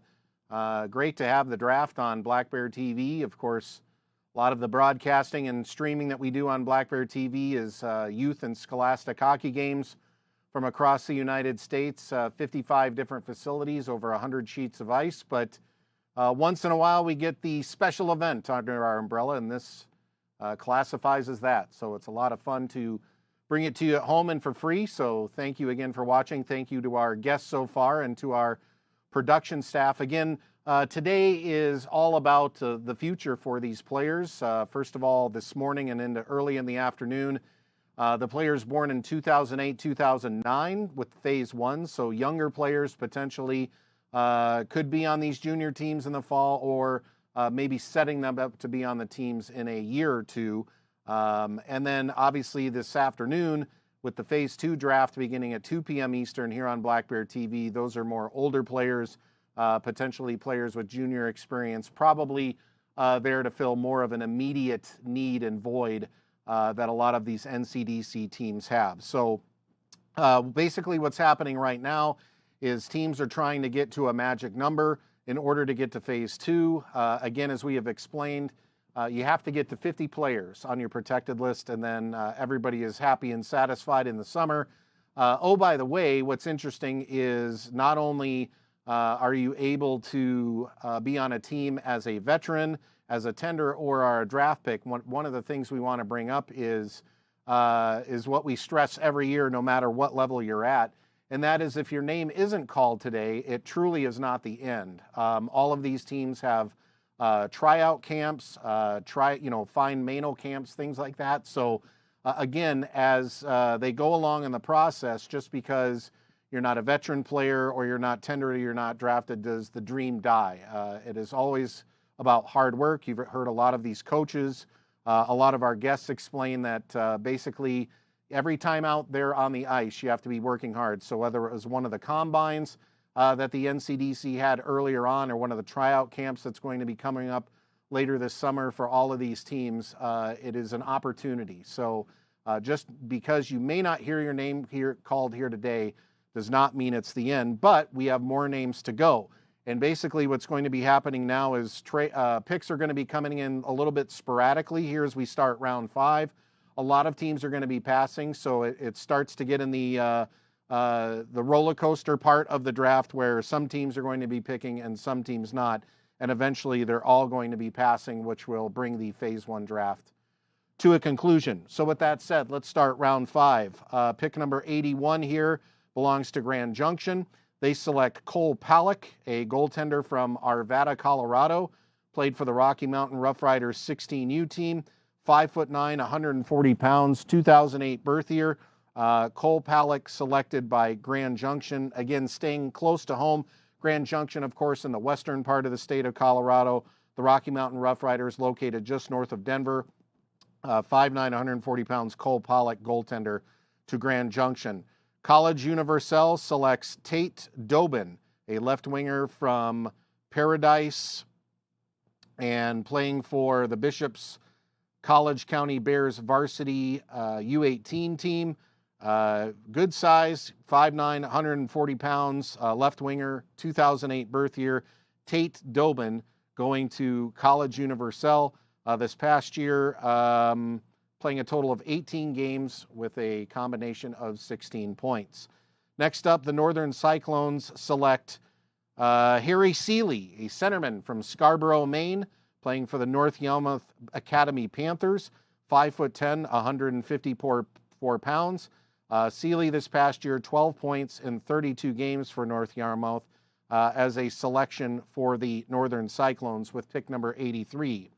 Pick number 84 here in round 5, the Connecticut Rangers, getting this pick from Rock Springs, select Caden Neese, a defenseman from Grand Island, New York, playing this past year for the Cleveland Barons 16U team, 5'9", 183 pounds. Caden Neese this past year, man, guy can put up some points there as a defenseman, 60 points in 61 games. So certainly a lot of games to evaluate, but 60 points as a defenseman, nothing to sneeze at. So a good pick there for the Connecticut Rangers, who've had some really good picks. Moving on, the Connecticut Rangers also own pick number 85. They select Sebastian Ball. They selected Ball from the Connecticut Junior Rangers 16U team, either their third or fourth selection from the Connecticut Junior Rangers 16U team, part of that ladder of development. A mid-2008 birth year, 5'11", 180. Sebastian Ball, 21 points in 14 games played for the Connecticut Junior Rangers this past year. Pick number 86 belongs to the Wilkes-Barre Scranton Knights. They go with Ilya Yanovich, a right defenseman from Yaroslav, Russia, played for the Oklahoma Junior Warriors 18U team this past year, a right defenseman, late 2009 birth year, 6 feet, 180 pounds, 4 points in 18 games played. So Ilya Yanovich going to Wilkes-Barre at pick 86. Pick 87 is South Shore. They passed this selection, so it looks like they're then drafting here in round 1. Pick number 88, the Connecticut Rangers with their third pick in the round go with Marcus Pukel, a defenseman of the 95 Giants 18U team from Milton, Massachusetts, a early 2008 birth year, good size at 6'2", 170 pounds, 23 points in 33 games played, so nothing to sneeze at there for the 95 Giants 18U team this past season. So Connecticut with pick 88, defenseman Marcus Pukel. Picks 89 through 91, Rockets Hockey Club at 89 pass, Jersey Hitmen at 90 pass, the South Shore Kings at 91 pass, which brings us to pick 92. That belongs to Rock Springs. They go with Lucas Larson, 5'11", 175-pound right winger out of Woodbridge, Ontario. This past year played for the Victory Honda 16U team. In 49 games played, he recorded 14 points. So Lucas Larson from Victory Honda 16U, 5'11", 170 right winger going to Rock Springs at pick 92. Pick 93 is Idaho Falls. They passed this selection. Next up is the Northern Cyclones at pick number 94 here in the 5th round. They select left winger Andrew McElroy, 5'10", 157 pounds, from Buffalo, New York.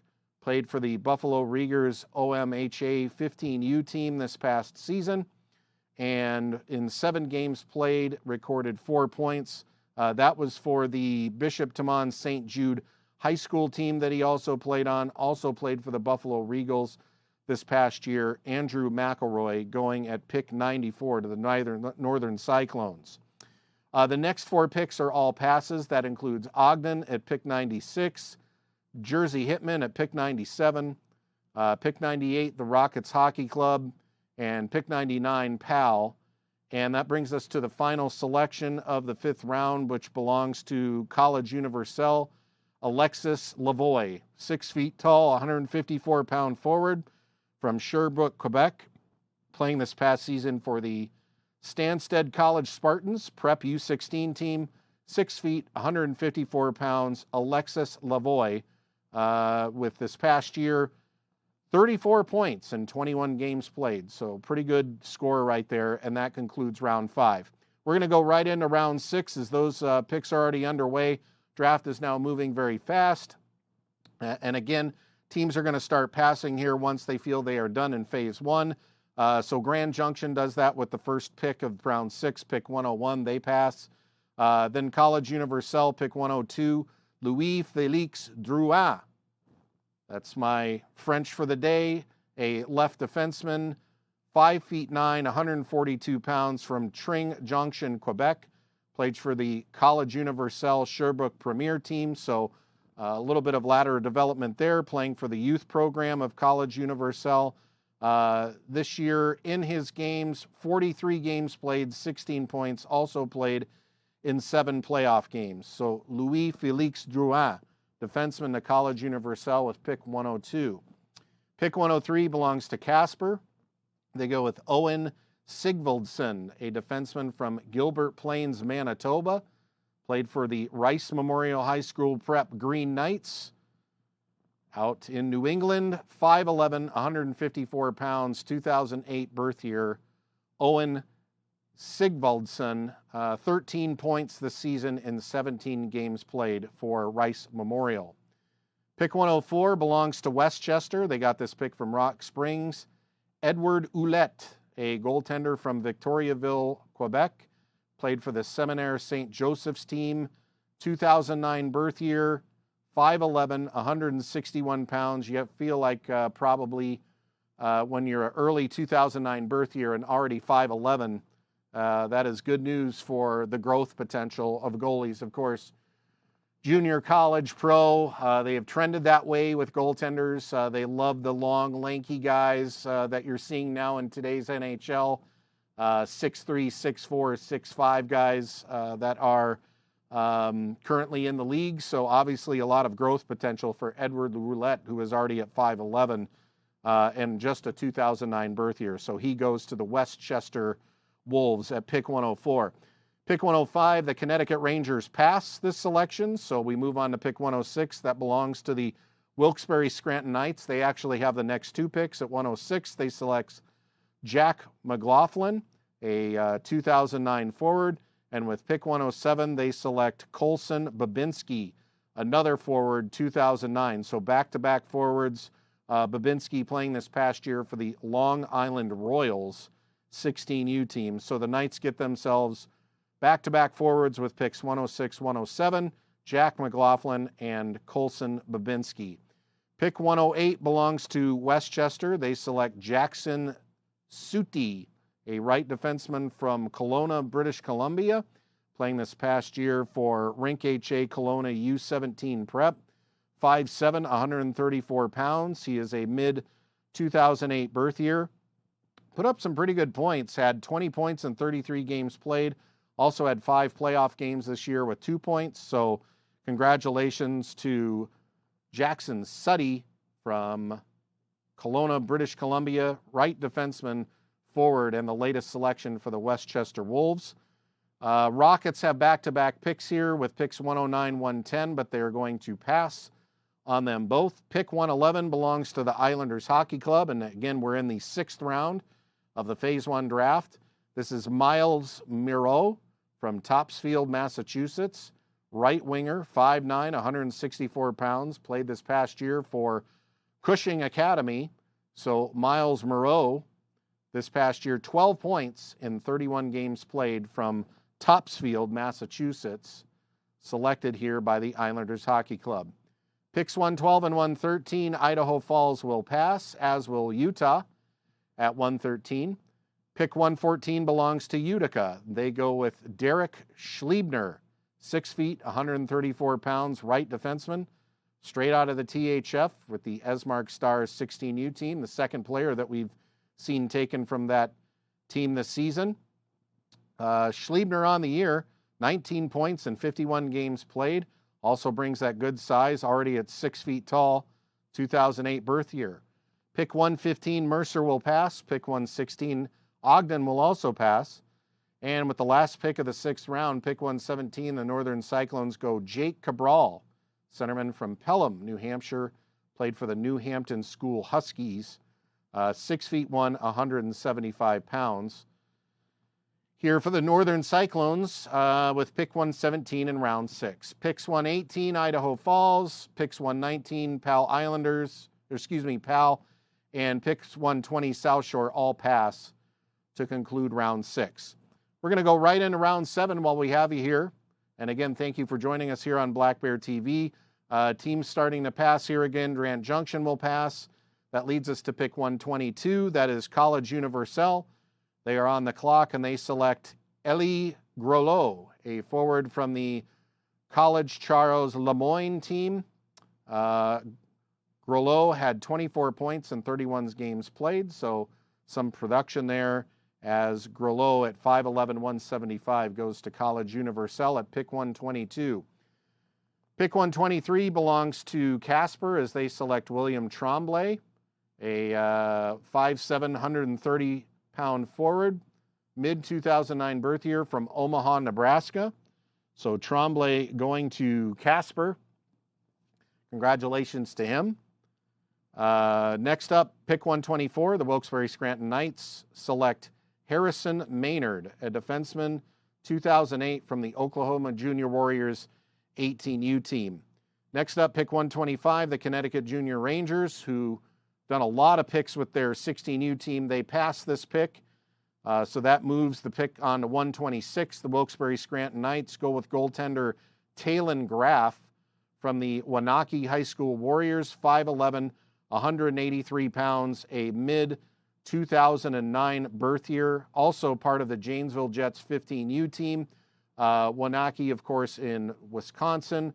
Put up some good numbers, 91.4 save percentage while with the Jets. So congratulations to Talon Graff going to the Wilkes-Barre Scranton Knights. Next up, the Thunder Hockey Club with pick 127 go with William Lutz, a forward from Denver, Colorado, playing this past season for the Rocky Mountain Rough Riders 16U team in the THF. Great size at 6'2", 182 pounds, late 2008 birth year. So definitely a guy that they are happy to get and will provide some size for the Thunder there at pick 127. Pick 128 belongs to Westchester. They select Tanner Penn, a defenseman from Mission Viejo, California, playing for the Los Angeles Junior Kings 15U team. Penn, 5'8", 148 pounds, early 2009 birth year. But one thing he has is playing experience. This past year, 53 games played, 42 points for the Kings 15U team. The year before, 70 games played for the 14U team with 23 points. 70 games in a youth hockey season. That is, if you want experience, that is certainly a lot of games to get it going there. Pick 129, Rockets Hockey Club. They pass, as do the Jersey Hitmen at pick 130 here in the 7th round. Brings us current to pick 131. The Islanders Hockey Club select Cam McPherson, a center from Hopkinton, Massachusetts, playing for the St. Mark's School Lions this past season. A centerman, 5'8", 155 pounds. This past year, for the St. Mark's School, he recorded 34 points in 29 games played. And for Neponset 16U team, 36 points in 28 games played. So like this pick because it has a lot of production. And that brings us current with both Pueblo and Utah passing. All right, we'll let everybody catch their breath. I know we're going fast and furious here on the draft, basically trying to get to the point where everybody is passing so we can put a close on phase 1 and move on to phase 2, which of course is coming right back here on Black Bear TV at 2 p.m. Eastern Time. That's 1 p.m. Central, 2 p.m. Eastern on Black Bear TV. Don't miss out on phase 2, where it gets a little bit older, a little bit more serious in terms of who can be available to play right away. Those draft picks are yet unknown, but it ought to be exciting and with a whole new list of guests as well. So all that coming up here on Black Bear TV. We're going to take a small time out. You are watching the 2025 NCDC Phase 1 Draft. Back after this. Thank you.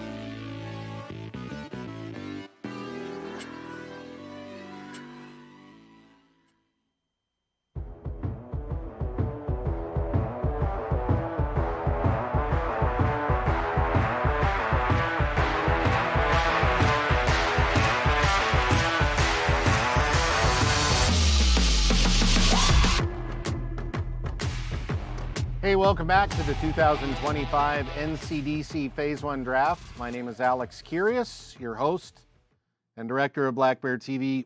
Good to have you along today. An exciting day for us, for the NCDC and USPHL. Really the first of what is going to be thousands of broadcasts on Black Bear TV. If you missed the news today, news came out just as we started the draft that the NCDC and USPHL, their new home for streaming and games will be on Black Bear TV starting with the 25-26 season in the fall. So obviously at Black Bear TV, we couldn't be more excited and looking forward to streaming, featuring, and broadcasting that product.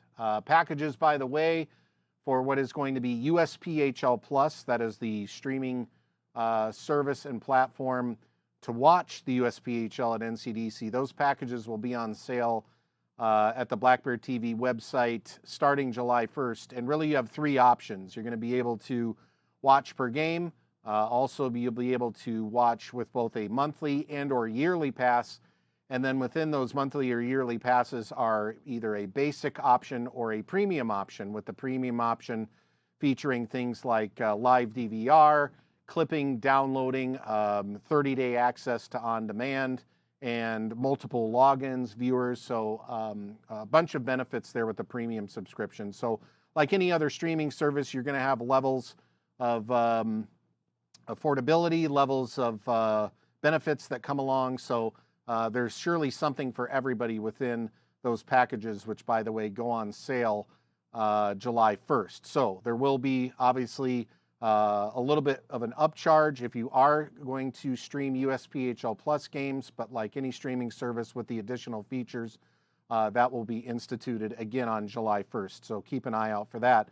But at Black Bear TV, we are really excited. We've already streamed 26,000 games to date, streaming a lot more this weekend. So if you want to check out the platform, you can. You can look at the packages, some of the benefits. I encourage you to check out the support option, which answers a lot of questions. So if you've got some questions about the service, please check that out and more at blackbearsports.tv. So we are here and we are getting close to wrapping up the Phase 1 draft. Again, these are players born in 2008 and 2009, so a little bit of the younger generation.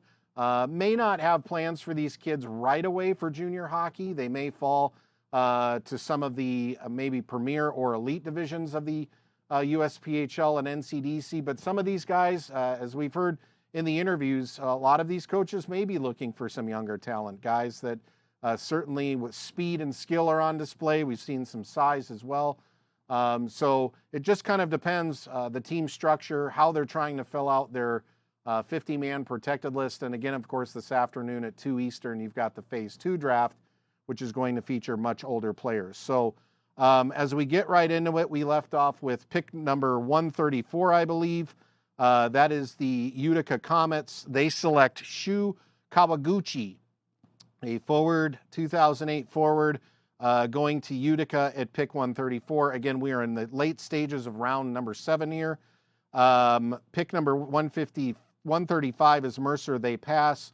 Rock Springs with pick 136. Their final selection of the round is Chase McCoy, a 5'8", 145-pound forward born in 2008, going to Rock Springs at pick 136 here in round 7.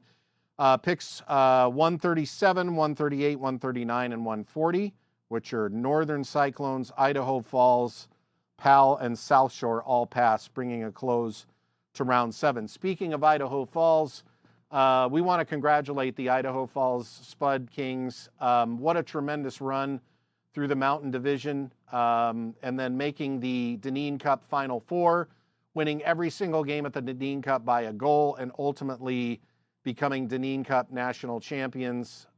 Quite an accomplishment. The first Mountain Division team to hoist a national championship in the NCDC.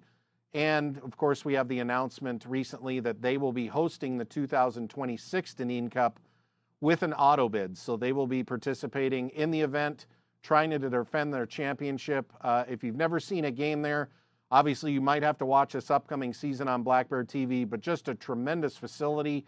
4,000 fans every night. They really have a good thing going there. One of the best junior hockey atmospheres in the United States with Idaho Falls. So congratulations to them on winning the Dineen Cup, and we're looking for big things for them coming up this next season based on that championship and based on the fact that they're going to be hosting next year's playoff championship round robin. So it ought to be a lot of fun to go up there.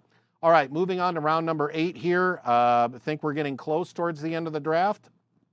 College Universal in pick number 142, after a pass by Grand Junction, select Nate Ostridge, a right-handed defenseman, 5'11", 172, 2008 birth year, played for the Bishop's College Bears varsity U18 team. As we look to get his statistics, pretty good for the 24-25 season. For the 17 team, 20 points in 16 games played. Also played some for the 18 team, 4 points in 6 games. So Nate Ostridge in round 8, pick 142, goes to College Universal.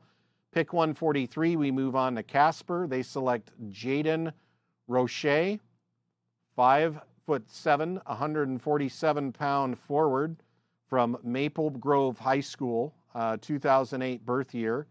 So up in Minnesota, some pretty good numbers for Maple Grove. 29 points in 26 games played as a 2008 player. That's a guy that can produce. So hopefully Casper has found themselves a production machine in Jaden Roche with pick 143 in round 8. Pueblo will pass at 144, as will the Connecticut Rangers at 145. Pick 146, the Wilkes-Barre Scranton Knights select Dougie Winger, probably the best name so far of the draft. Dougie, D-U-G-G-Y, Winger, and he's a centerman. What sense does that make? I wish Dougie Winger would move back to wing. But anyway, he's a 2009 birth year, belonging to the Wilkes-Barre Scranton Knights. Pick 148, Dougie Winger. All we have is that he's a centerman in 2009. So we're getting our stats on the fly, but probably wins the name game, at least for phase 1.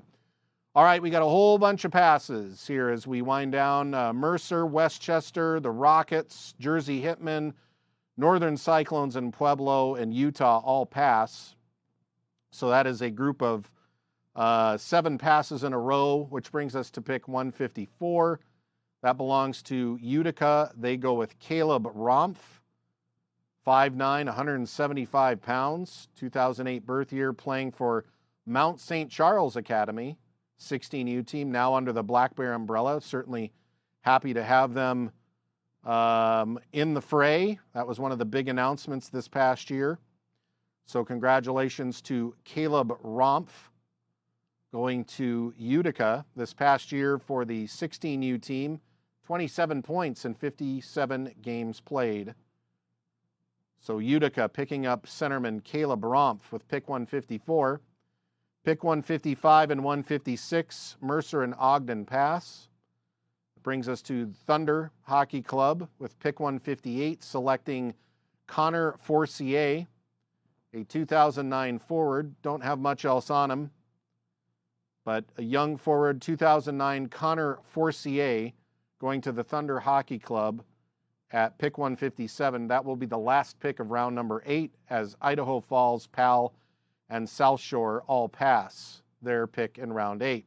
Pick 9, Grand Junction will pass. College Universal continuing their selections with pick 162, Vincent Vachon, a right-handed defenseman from Montreal, Quebec, playing for the Laval Montreal Rousseau Royal 18U AAA team.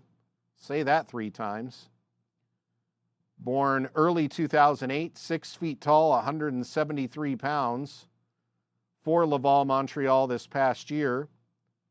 7 points in 38 games played during the regular season and an additional 3 points in 16 playoff games. Good size along the blue line for Vincent, 6 feet, 173. So College Universal picking up a good-sized defenseman there with pick 162. Picks 163, 164, and 165 are passed. That's Casper, Rock Springs, and the Connecticut Rangers. Pick 166, the Wilkes-Barre Scranton Knights select Vincenzo D'Urso, goaltender from Andover, Massachusetts, playing this past year for Tabor Academy, 5'9", 187 pounds.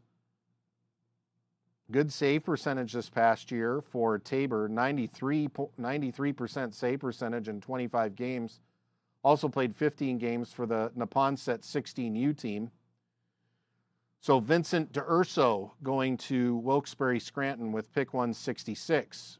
Continuing round 9, picks 167 through 170 are passed. That's Northern Cyclones, Westchester Rockets, and the Jersey Hitmen.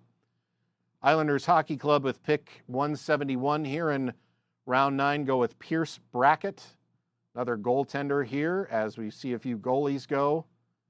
Goalies is a tough thing to kind of gauge, because what is a goalie like at age 14 or 15 versus, where he's going to be at in juniors and 18 and 19. Probably one of the biggest positions in terms of development, because a goalie can grow, he can change styles depending on what goalie coach he gets. It just really is a sort of a crapshoot at this point, which may be why some of these late round picks, you might take a flyer on a kid that you really like or potentially could grow. So Pierce Brackett, one of those players with the Islanders Hockey Club, 6 feet tall, 150 pounds, from Hingham, Massachusetts, played for the Cape Cod Whalers 15U team this past year. Moving on in round 9, picks 172 and 173 pass. Brings us to Utica at pick 174. They go with Jacob Bruno, a right-handed defenseman, 2008 birth year, 5'9", 146 pounds, playing for the Syracuse Nationals 16U team. In 41 games played this year, he had 26 points, so nothing to sneeze at there. Congratulations to Jacob Bruno. Final picks of round 9 are 6 of them, and they're all passed. So Mercer, Ogden, Northern Cyclones, Idaho Falls, Powell, and South Shore will all pass. Moving on into round 9, even less teams now picking. We'll just get to the teams that are selecting. College Universelle with pick 182, go with Maddox Tennille. He is from St. Jerome, Quebec, played for the Nord Selects U17 team, 5'10", 147 pounds. 2009 birth year, early on, 25 points in 30 games. Not bad. Everybody passes, so Utica and really College Universelle, the only teams left picking. Utica goes with pick 194, Henry Miller, a forward from the Syracuse Nationals. Another player from the Syracuse Nationals, 2008 birth year forward, Henry Miller to Utica in pick 194 of round 10. Pick 202 here in round 11, Caden Robitaille from Sydney, Nova Scotia, going to College Universelle. The Bishop College Bears varsity U18 team, 5'9", 150 pounds, 2008 birth year, Caden Robitaille to the College Universelle. And the Islanders Hockey Club are up next after some passes with pick 211. They select Liam Harvey, 5'3", 128 pounds, mid-2009 birth year, from East St. Paul, Manitoba. Played this past year, Rink HA Winnipeg U17 team. Harvey, 13 points in 33 games during the regular season. Also appeared in 4 playoff games. And that brings us up to date. My guess is after one more break, we will bring it back for the conclusion of the 2025 Phase 1 draft. So we'll step aside for a couple of minutes and hopefully back for the conclusion of the 2025 Phase 1 NCDC draft live on Black Bear TV.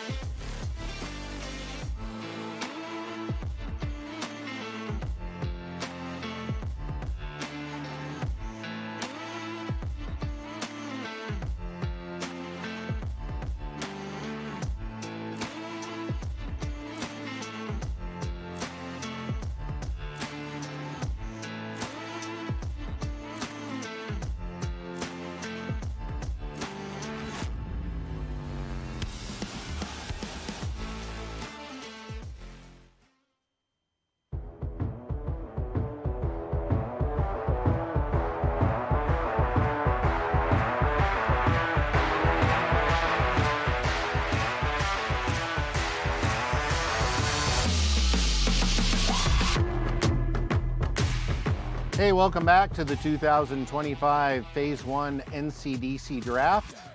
My name is Alex Kyrias, your host and director of Black Bear TV.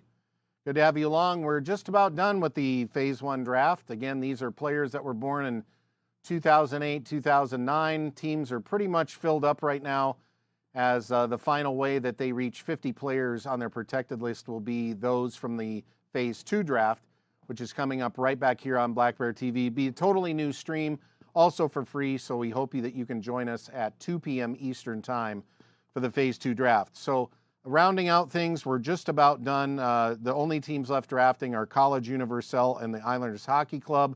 We left off in round 11 with Liam Harvey, who was the last selection for the Islanders. So we move on to round 12, pick 222. Not in reality, just in order. Tyler Fuselli, a 5'10", 145-pound forward, selection here for College Universal. Moving on to round 13, College Universal also picking Brandon Fuselli. So my initial thought is Tyler and Brandon are brothers, although they are born in different years. So it potentially could be, did not do my research on Tyler Fuselli and Brandon Fuselli, but they are spelled the same. Tyler, a 2009 birth year, 5'10", 145-pound forward. Brandon, also a forward, 6 feet, 160, but born in early 2008. So we know they're probably not twins if they are brothers. Brandon, by the way, played for Bishop's College School U17 team here. So he was the selection there. College Universal is really the only team left drafting. By the way, Brandon Fuselli, 20 points in 24 games. So congratulations to him on being selected. Next up for College Universal is the only team left picking. Thomas Roy, or Wa, whatever you want to pronounce it. If he is French, it's Wa. If he's from the States, it's Roy. 5'11", 136-pound forward. Played for Bishop's College School U17 team. Early 2009 birth year forward Thomas Roy to College Universal.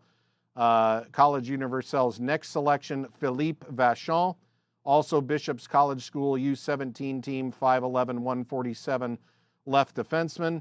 College Universal with their next selection, another defenseman, Evan Gardner, 5'7", 160, 2009 birth year from Ottawa, Ontario, played for the Tilton School Rams this past year, which brings us current and back to square one here in the studio. While we have the opportunity, I first off want to thank everybody that joined us here in the Phase 1 draft, namely you at home. Obviously, this is a brand new thing that we're doing, so we're excited to bring it to you for free, live on Black Bear TV at home. I know a lot of kids are excited today after being drafted in the next step of their hockey futures. But again, for those who do not hear their name called today, it really is just the beginning to get back to work, get to those tryout camps, and get to whatever team you feel you're going to be a best fit for.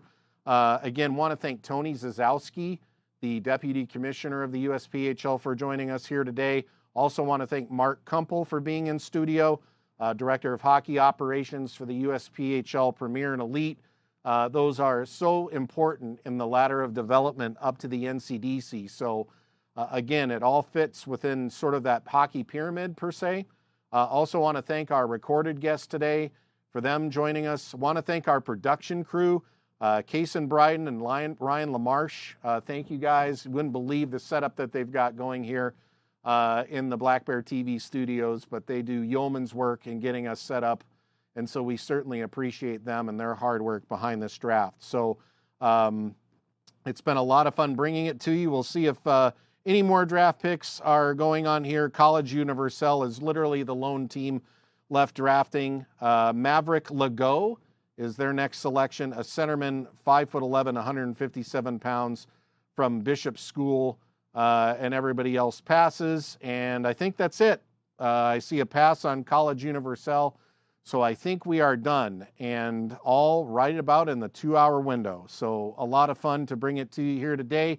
Great to be back on the mic and in front of a camera, so we certainly appreciate all of you for tuning in, all of our guests, and all of the production crew behind the scenes. Coming up next in about 53 minutes on a new stream on Black Bear TV, it is the 2025 NCDC Phase 2 draft. So a little bit different scenario. Teams trying to get to that magic 50 number on their protected list. So all that is coming up and more right back here on Black Bear TV. But that's going to do it for the Phase 1 2025 NCDC Draft. We have loved bringing it to you, and we thank you for watching today. My name is Alex Kyrias, host and director of Black Bear TV, saying so long for now, and we'll see you on the air coming up soon for the Phase 2 Draft. Thank you for watching, and have a great rest of the week.